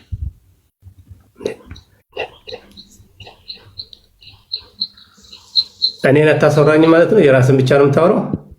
የለም ዮሐንስ ምዕራፍ 6 ላይ ቁም አውራ አልኩህ፣ ልታወራ አልቻልክም። ስለ ነፍስ እያወራ ነው። ስለ ነፍስ ዮሐንስ ምዕራፍ 6 ላይ ቁም የምታወራ ከሆነ እድሉን እየሰጠው። ኦኬ አድምጠኛ። እሱን እኮ እዛ ላይ ቆሜ ልንገርህ ብዬ እኮ ጥቅሱን ተጨማሪ ማብራሪያ ብትስል ተጨማሪ አልጠየቅኩም። በቂ ነው። ዮሐንስ ምዕራፍ 6 ላይ ያለው ጥቅስ በቂ ነው። እሱ ልክ አይደለም የውሸት ታሪክ ነው የምትል ከሆነ እዛው ላይ አሳየኝ። የውሸት ታሪክ አይደለም፣ የውሸት ታሪክ አይደለም፣ የእውነት አፕን ያደረገ ነው። ኦኬ አድምጠኛው። አሁን አለ እንዴት ጥቅሱን እንዴት እንደተረዳና እንደተቀበልኩ ነው እንጂ ስተቱ እኔ ጥቅሱም ስተት ነው ራእዩም ስተት ነው እያልኩ አይደለም። በቃ ስተት ካልሆነ ተቀበል ወዳጅ። አውርቷል፣ ማውራታቸውን ተቀበል። አሁን ሁለተኛ ቆሮንቶስ ምዕራፍ 5 ላይ እንሂድ፣ አንብበው ምን እንደሚል። ነፍስ ሄዶ ሰማይ ሄዶ ምላስና ህሉና የኖሮት ያወራል እዛ አወራ እኮ አልከኝ ወዳጅ። አወራ እንግዲህ ያወራውን እንዴት ነው ያወራው ብለህ ለምንድን ነው የማታስወራኝ ወዳጅ? አወራ በቃ ዋናው ያወራ ነው። የሳወራ መልከኝ እንዳወራ አሳየው። በሉቃስ ወንጌል 16 ያለው በእሳት ውስጥ ያለው አላዘርም ያወራ ነበር። አውርቷል ወዳጅ። አውርቶ ያልከኝ ያወራ ነበር ትላለህ። ባለጠጋው ሲያወራ ነበር። በሰው ውስጥ እውቀት ነበረ። በሰው ውስጥ እውቀት ነበር። የሞተ ማስተዋልም ጥበብ የለው ወዳጅ። ተደርባ አታውራ። ሁለተኛ ቆሮንቶስ ምዕራፍ 5 አውጣ። አወጣላለሁ። እኔ የማታስረው ላይ ከሆነ ለምን ጠቅማለሁ? አውጣ። ጥያቄ ነው አለኝ ያልከው። ዲቤት ከፈለግ ዲቤት ማድረግ እንችላለን። አሁን ጥያቄ ስለሆነ ሁለተኛ ቆሮንቶስ 5 አውጣለኝ። ኦኬ አወጣላለሽ።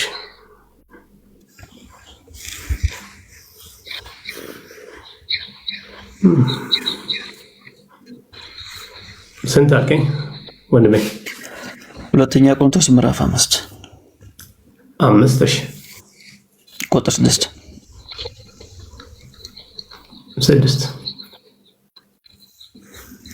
እንግዲህ ሁልጊዜ ላምብ እንዴ?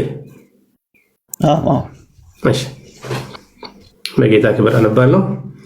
እንግዲህ ሁልጊዜ ታምነን በእምነት እንጂ በማየት አንመላለስምና በስጋ ስናድር ከጌታ ተለይተን በስደት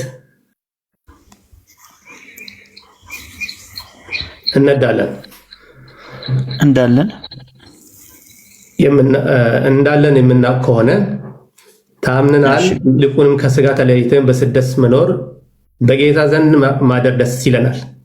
እሺ እዚህ ጋር ሐዋርያ ጳውሎስ በስጋ ስናድር ከማን ተለይተን ነው የሚለው? ከእግዚአብሔር ተለይተን ምን ማለቱ ነው?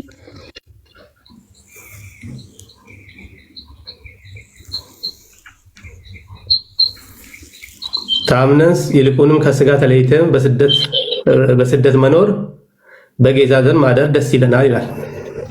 ወላጅ በስጋ ስናድር ያለው ምን ማለቱ ነው ያልኩ?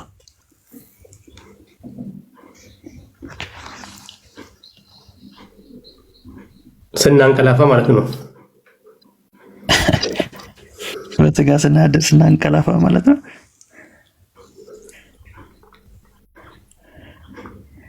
አረ በደምብ ተመልከተው። አይቶ ማታውቁ ከሆነ ኢንዴክስ በፊት ላስረዳ ካልሆነ ሄድበት። እሺ ልሄድበት። ጥሩ እንግዲህ እንደዚህ ይላል ሐዋርያው፣ ሁልጊዜ ታምነን በእምነት እንጂ በማየት አንመላለስምና። ከቻላችሁ ከታች ፖስት አድርጉት። በስጋ ስናድር ከጌታ ተለይተን በስደት እንዳለን የምናውቅ ከሆነን ታምነናል። ይልቁንም ከስጋ ተለይተን በስደት መኖር በጌታ ዘንድ ማደር ደስ ይለናል ይላል። ይኸውልህ ምን እያለን ነው? አሁን በስጋ ስናድር ሲል አሁን ላይ በሕይወት እያለ ያለውን ሀሳብ እየገለጸልን ነው። ምን ብለን? ከጌታ ተለይተን በስደት እንዳለን ይላል። አሁን ምን ላይ ነን ያለ ነው? በስደት ነን ያለ ነው። የምናውቅ ከሆነን ታምነናል። ይልቁን ደግሞ ከስጋ ተለይተን ምን ማለቱ ነው? ስንሞት በስደት መኖር በጌታም ዘንድ ማደር ደስ ይለናል ይላል። ስለዚህ ከዚህ ስጋ ስንለይ ከዚህ ዓለም ምን ብለናል? ተሰደን ግን ከማን ጋር ነን ያለ ነው? ከጌታ ጋር ነን ያለ ነው። ስለዚህ ደግሞ ብናድር ወይም ተለይተን ብንሆን እርሱን ደስ የምናሰኝ ልንሆን እንቀናለን። እየሰማኝ ነው? እየሰማሁ። ስለዚህ እዚህ ጋር ሐዋርያው ጳውሎስ በስጋ ስንለይ ከማን ጋር እንሆናለን ያለው? ከጌታ ጋር። ከጌታ ጋር እንዴት ነው የሚሆነው? ስለ ዳግም ምጽአት ተስፋና ከሞት እነሱ ሁለተኛ ሞት በእነሱ ስልጣን እንዳሌለው ዋስትናን የሚያሳይ እንጂ እንደ ሞተ ቀጥታ ከእግዚአብሔር ጋር እንደመሆኑን የሚያሳይ አይደለም። አረ ቆምና እዚህ ላይ አውራኝ ወዳጄ። ጥቅሱንም እኮ አታቆም፣ እኔ ነኝ እያሳዩ ያለሁት። እንግዲህ የራስን ጨርስና የተጻፈውን አውራ፣ የተጻፈው ላይ ቆም አውራ ወዳጄ። ምንድን ያለው? ከስጋ ተለይተን ከማን ጋራ ነው የምኖረው ነው ያለው? ከእግዚአብሔር ጋር። እሺ ከእግዚአብሔር ጋር የሚኖረው ሲለይ ነው ወይንስ ሲለይ አይደለም? ኦኬ አሁን ይኸውልህ ኮንቴክስቱ እያለ ያለው አንድ ክርስቲያን ጻድቅ ሰው ሲሞት የሁለተኛ ሞት በሱ ላይ ስልጣን ስላለው ያ የሁለተኛው ሞት በኋላ ከእግዚአብሔር ጋር 71,000 ዓመት ከእግዚአብሔር ጋር ስለሚኖር ስለዛ እያወሳ ከእግዚአብሔር ጋር ነው። እዚህ ጋር ቆማ አውራኝ ወዳጄ። ከስጋ ስለይ ከማን ጋራ ነው የምኖረው ነው ያለው? ከእግዚአብሔር ጋር ገወስ በቃ ከስጋ ልክ እንደተለየ ከማን ጋር ይኖራል? ከጌታ ጋር ይኖራል። አሁን ነፍሳት ሞትም ኦኬ። አሁን እድሉስ እና በምኑ ነው የሚኖረው? በስጋው ነው የሚኖረው? በምኑ ነው የሚኖረው ከጌታ ጋር? ያለ የወላት በለኝ። በስጋው ነው የሚኖረው ወይንስ በምኑ ነው የሚኖረው? ስለ ሁለተኛ ህይወት ነው እያወራ ያለው እንጂ በስጋ ነው የሚኖረው ወይንስ በምንድን ነው የሚኖረው? እዚህ ጋር ምንድን ነው የሚነግረው? ቁጥር 8 ስለ መንፈሳዊ ህይወቱ ነው የሚገልጸው እሱ። በስጋ እኔ ጥያቄ ሌላ እኮ ነው። በስጋ ነው የሚኖረው ወይንስ በምንድን ነው የሚኖረው? አሁን ከክርስቶስ ጋር ዳግም ምጽአት ስለመኖሩ ነው። ስለ ለዘላለም ህይወቱ ነው እያወራ ያለው። ኦኬ የጠየቅኩት ላይ ፎከስ አድርግ። በስጋ ነው ወይንስ በምንድን ነው? ተለይቼ ያለው ምንድን ነው? እሺ ከምን ተለይቼ ነው ያለው? እሺ አሁን እሺ ልመልስልህ፣ አድምጠኝ። መጽሐፍ ቅዱስ አንድ ሰው ጻድቅ ሲሞት እንደሚሞት ኧረ እባክህ አንተ ሰው ከምን ተለየው ነው የሚለው ቁጥር 8 ላይ እንዴ? ተናንቋል አውቃለሁ። የተናነቀ ዶክትሪን ስለሚያፈርስብህ ነው። ግን በለው አይዞህ። ተለይቼ ያለው ከምንድን ነው ተለይቼ ያለው? ተለይቼ ያለው ከስጋ ሲል በነፍሴ እጄ ጎበዝ ከስጋ ቆይ ከስጋ ጎበዝ። አየህ መጨረሻ ላይ ተናገርክ። ከስጋ ተለይቻለሁ ሲል በምን ነው ያለው ማለት ነው?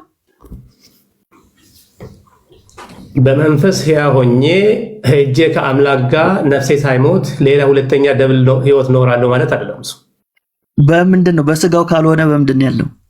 ኦኬ እሱ እያወራ ያለው ሁለተኛ ሞት በሱ ላይ ድል እንዳለው የዘላለም ህይወቱን ዋስትና መናገሩ ነው። አንተ ተቀልዳለህ። ከስጋ ተለይቼ ያለ ሁለተኛ ሞት ስለኛለ። እሺ ቻርጅ ሌላ ቻርጅ አድርጎ ቻርጅ አድርጎ ከኔ ጋር ብታወራው ደስ ይላል። ኦኬ እሺ ሜሎስ እኔ እድል ስጠኝሽ። ቆይ ምን እድል እሰጥሃለሁ? ቆይ አንተ አሁን መማር ወዳጅ መማር ነው ያለብህ። አሁን አንተ የተጻፈውንም ቃል እየካትክ ነው ያለው። ሐዋርያው ጳውሎስ በግልጽ እኔ በመጽሐፍ ቅዱስ ጥያቄዎች እኮ አሉ። ቆይ ካሉ እኮ ሰማኛ በቃ እየመለስኩልህ ነው ያሉት። ታምነናል ይልቁንም ከስጋ ተለይተን ነው የሚለው። ኦኬ ከስጋ ሲለይ ከማን ጋር ነው ያለው? እና ስለሱ ከማን ጋር ነው ያለው? ከስጋ ሲለይ ነገርኩህ እኮ አንድ ሰው እኔ ከጌታ ጋር ሄጄ መኖር አትሄድልኝ ወዳጅ። እዚህ ጋር እኮ ይመልሰዋል። ከስጋ ሲለይ ከማን ጋር ነው ያለው?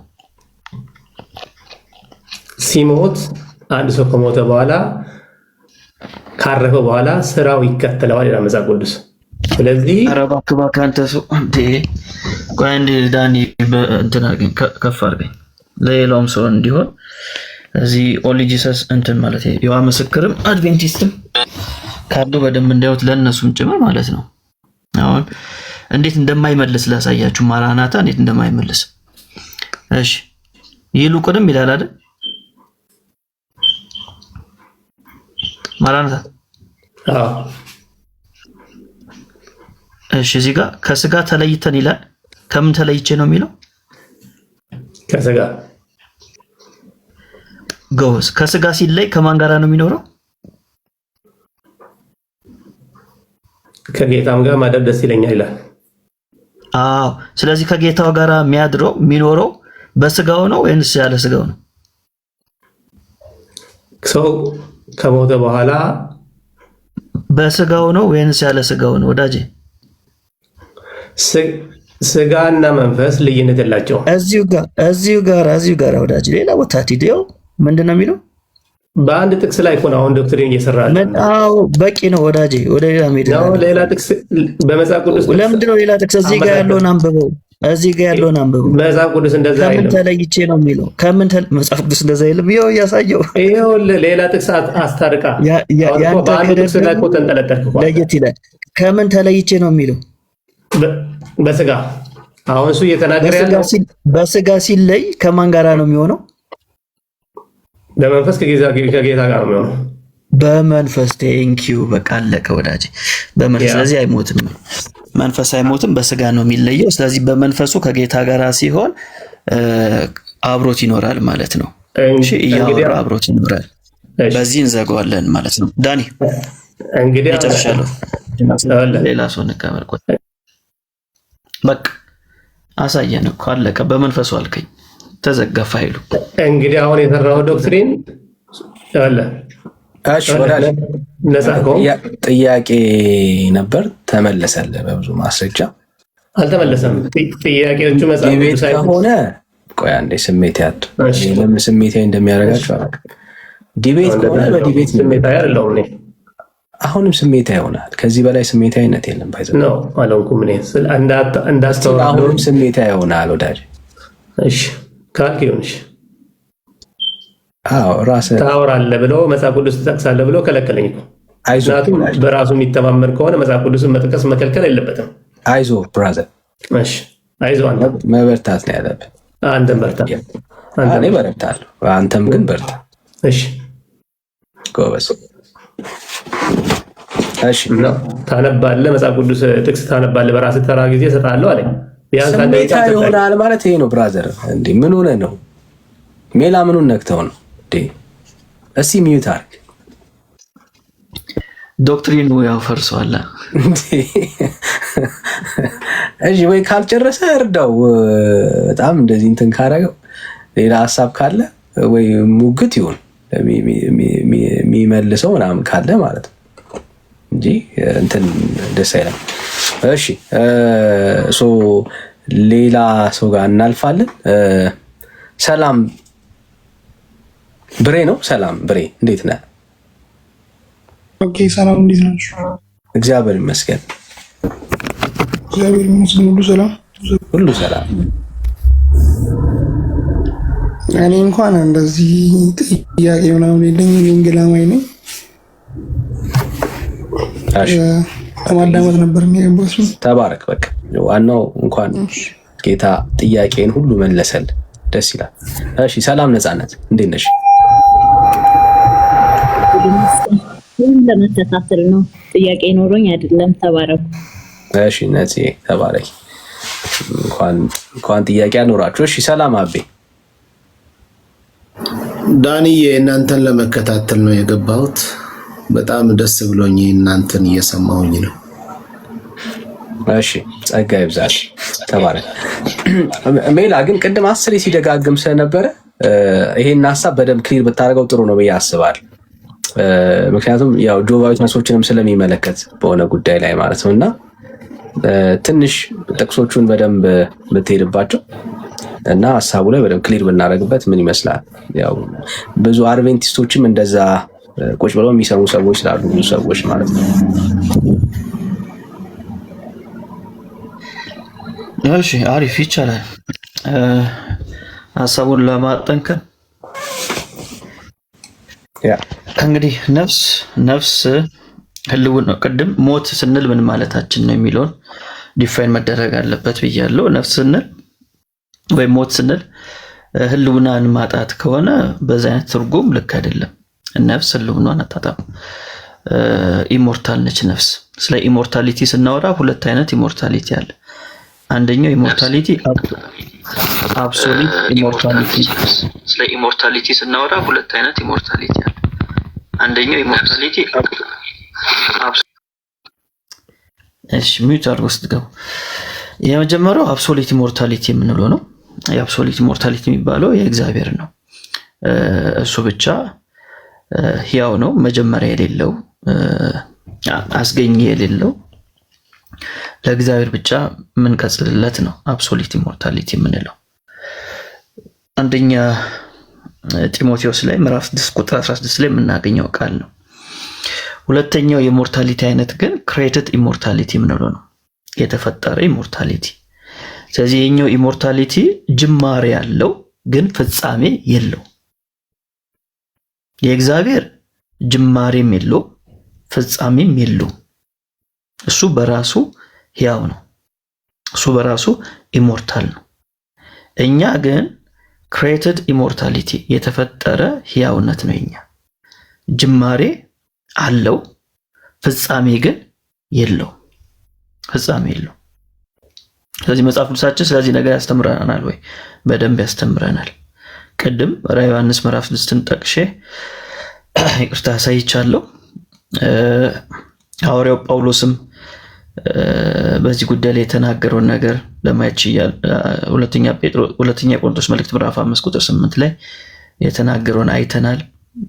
ተጨማሪ ጥቅስ ለመጨመር ለምሳሌ ራሱ ሐዋርያው ጳውሎስ አንድ ጥቅስ ልጨምርላችሁ። ፊልጵስዩስ ላይ ምን ይላል? ፊልጵስዩስ ምዕራፍ 1 ላይ ቁጥር 23 ላይ እንደዚህ ይላል፣ በእነዚህ በሁለቱ እጨነቃለሁ፣ ልሄድ ከክርስቶስ ጋር ልኖር እናፍቃለሁ፣ ከሁሉ ይልቅ እጅግ የሚሻል ነውና፣ ነገር ግን በስጋ መኖሬ ስለ እናንተ እጅግ የሚያስፈልግ ነው። ተመልከቱ ምን ይላል? ልሄድ ከክርስቶስ ጋር ልኖር እናፍቃለሁ ይላል። በሌላ አገላለጥ ምን ማለቱ ነው? ሲሞት ከማን ጋር ነው የሚኖረው? ከክርስቶስ ጋር ነው የሚኖረው። ስለዚህ ከክርስቶስ ጋር የሚኖረው በመንፈሱ ነው። ያው መንፈስ ነፍስ ኢንተርቼንጀብሊ የሚጠቀምበት ቦታ ስላለ መጽሐፍ ቅዱሳችን አንድ ቦታ መንፈስ አንድ ቦታ ነፍስም ይለዋል። ከዛ ምን ይላል? ቁጥር 24 ላይ ነገር ግን በስጋ መኖሬ ስለእናንተ እጅግ የሚያስፈልግ ነው። በምን መኖሬ? በስጋ መኖሬ። አያችሁ፣ በስጋ መኖሬ ይላል።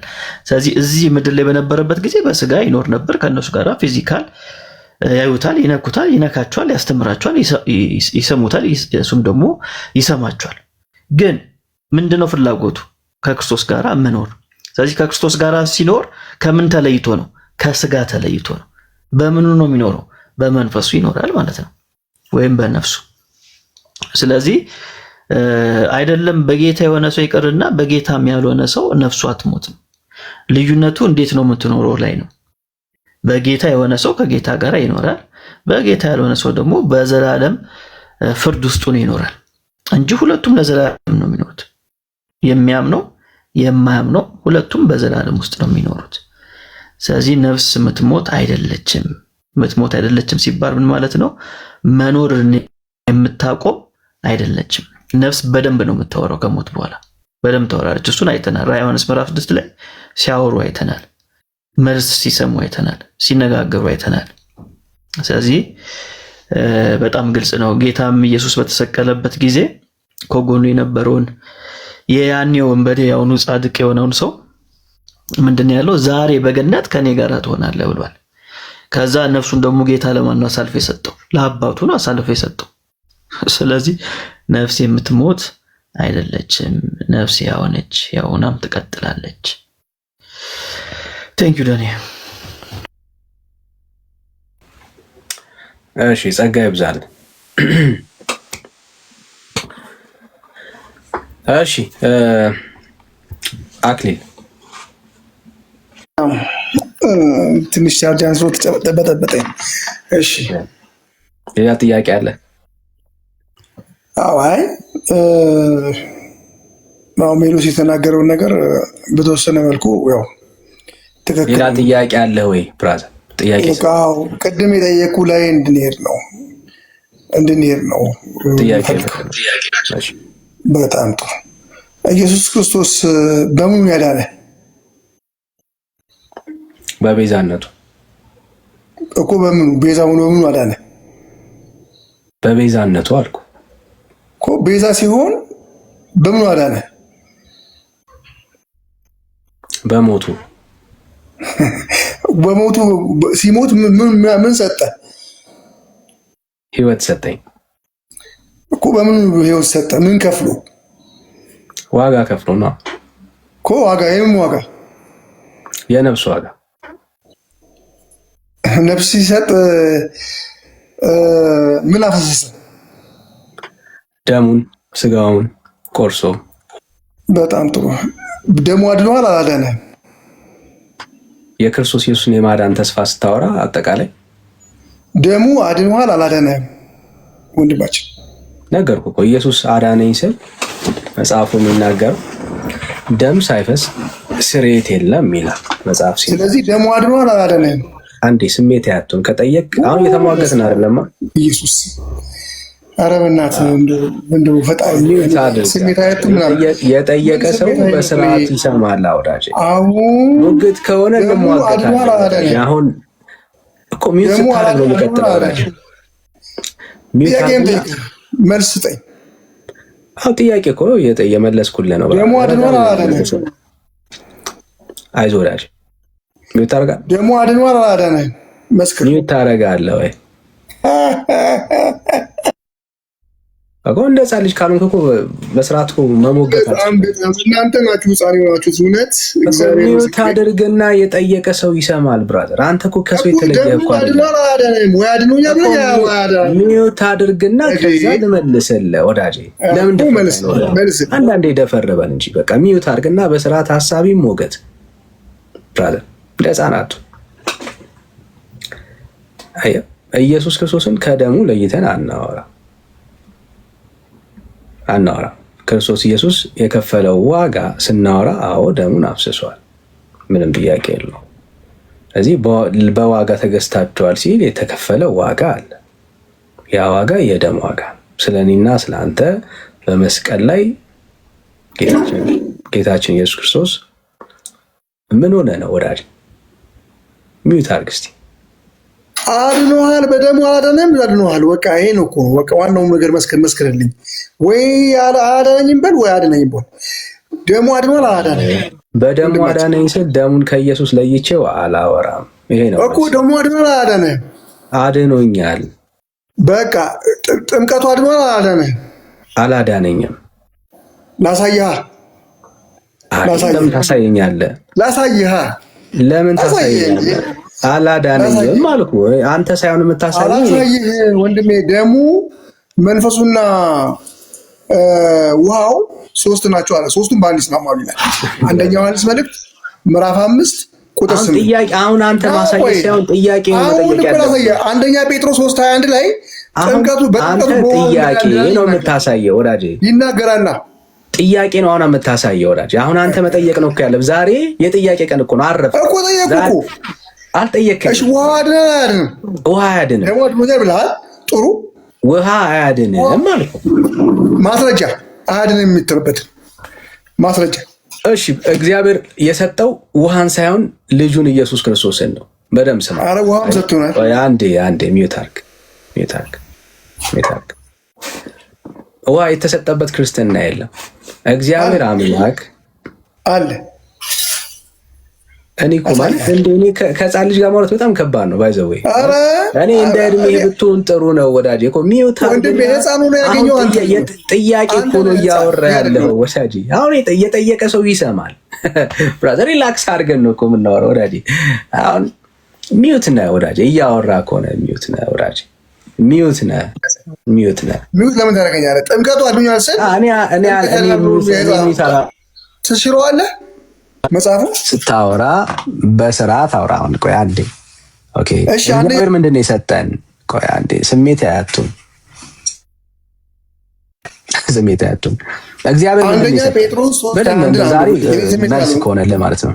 ስሜታዊ አልሆንኩም። ራስ መስሎኝ አንዴ ወዳጄ ቅድም ያነሳውን ሐሳብ አንደኛ ጴጥሮስ 3:1 መጽሐፍ ይነበብ መጽሐፍ ይነበብ በቃ። ቆይ እኮ ይሄን ችግር የለም ከዛ እናነበዋለን። ያምላክ ደስ እያለን ነው። እኛ ጴንጤዎች ነን። እግዚአብሔርን ቃል እናነባለን። ሎጂክ ከምታስቀምጥ መጽሐፍ እኮ ሚኖት አድርገን የራሴን ሎጂክ አይደለም የማወራው። ለእኔ ግን ማስረጃ አንተ ጥቅስ አይደለም የምትሰጠኝ። እኔ ለራሴ ጥቅስ አለኝ። እኔ ጴንጤ ነኝ ብራዘር። ጴንጤ ራሱ ጥቅስ አለ። ያንተን ጥቅስ አለ። ለእኔ ንግግር ውሃ አይደለም ይለኛል አለ ዮሐን አለ አምጣ አንዴ ያድናል የሚል ውሃ የለም። ላሳየ ነው ስሜት ያጡ እኔ ነኝ። አሁን ጥቅስ የምሰጥህ ታደርገኛለህ። ምን እንደተሰጠ ብራዘር፣ ምን እንደተሰጠ ይኸው ታያለህ። ችግር የለም። ዮሐንስ ወንጌል ምዕራፍ 3 ቁጥር 16 ላይ እግዚአብሔር ምን ሰጠ ይላል? ምንድን ነው የሰጠው ይላል? ወዳጅ ምን ሰጠ ይላል? ደሙም ውሃው ዮሐንስ ወንጌል ደሙም ውሃው የተሰጡ ናቸው። ማስረጃ እሰጥሃለሁ ከፈለክ። በቃ ማስረጃ እሰጥሃለሁ።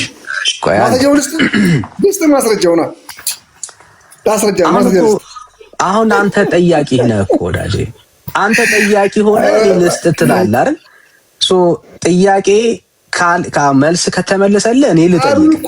የኔን ጥያቄ አለመቀበል እኮ ጠንቋይነት ነው። የኔን ጥያቄ ችግር የለም። አሁን አንተ እየተደረብክ ነው ያለው ስቲል ማለት ክፉ አይነት ነው ወንድማችን። ጠንቋይ ማለት ክፉ አይነት ችግር የለም። እሺ እግዚአብሔር ውሃን ሰጠ የሚል ማስረጃ አስተኝ። ጥምቀት ሰጠ። አሁን እግዚአብሔር ሰዎች እንዲድኑበት ጥምቀትን ሰጠ የሚል ማስረጃ አስተኝ። አፍተ ነው ቶሎ በል ና ተመለስ።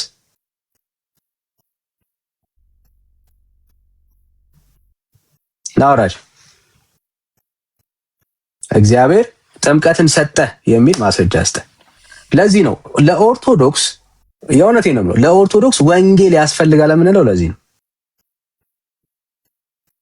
የተሰጠ ውሃ የለም።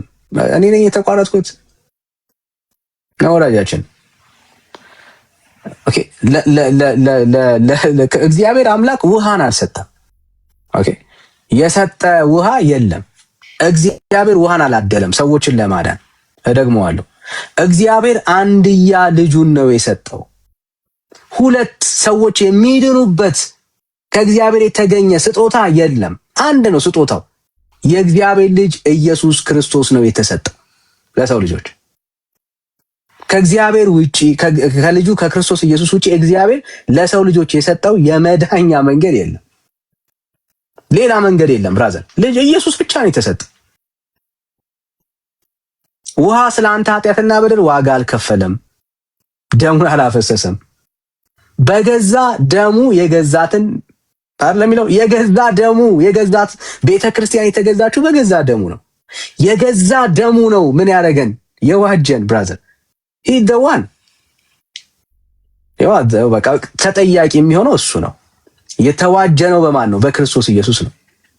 በእርሱ ስራ ነው እኛ ሁላችን ወደ እግዚአብሔር መግባት አለን የሚለው መጽሐፉ። በማን ስራ? በኢየሱስ ስራ።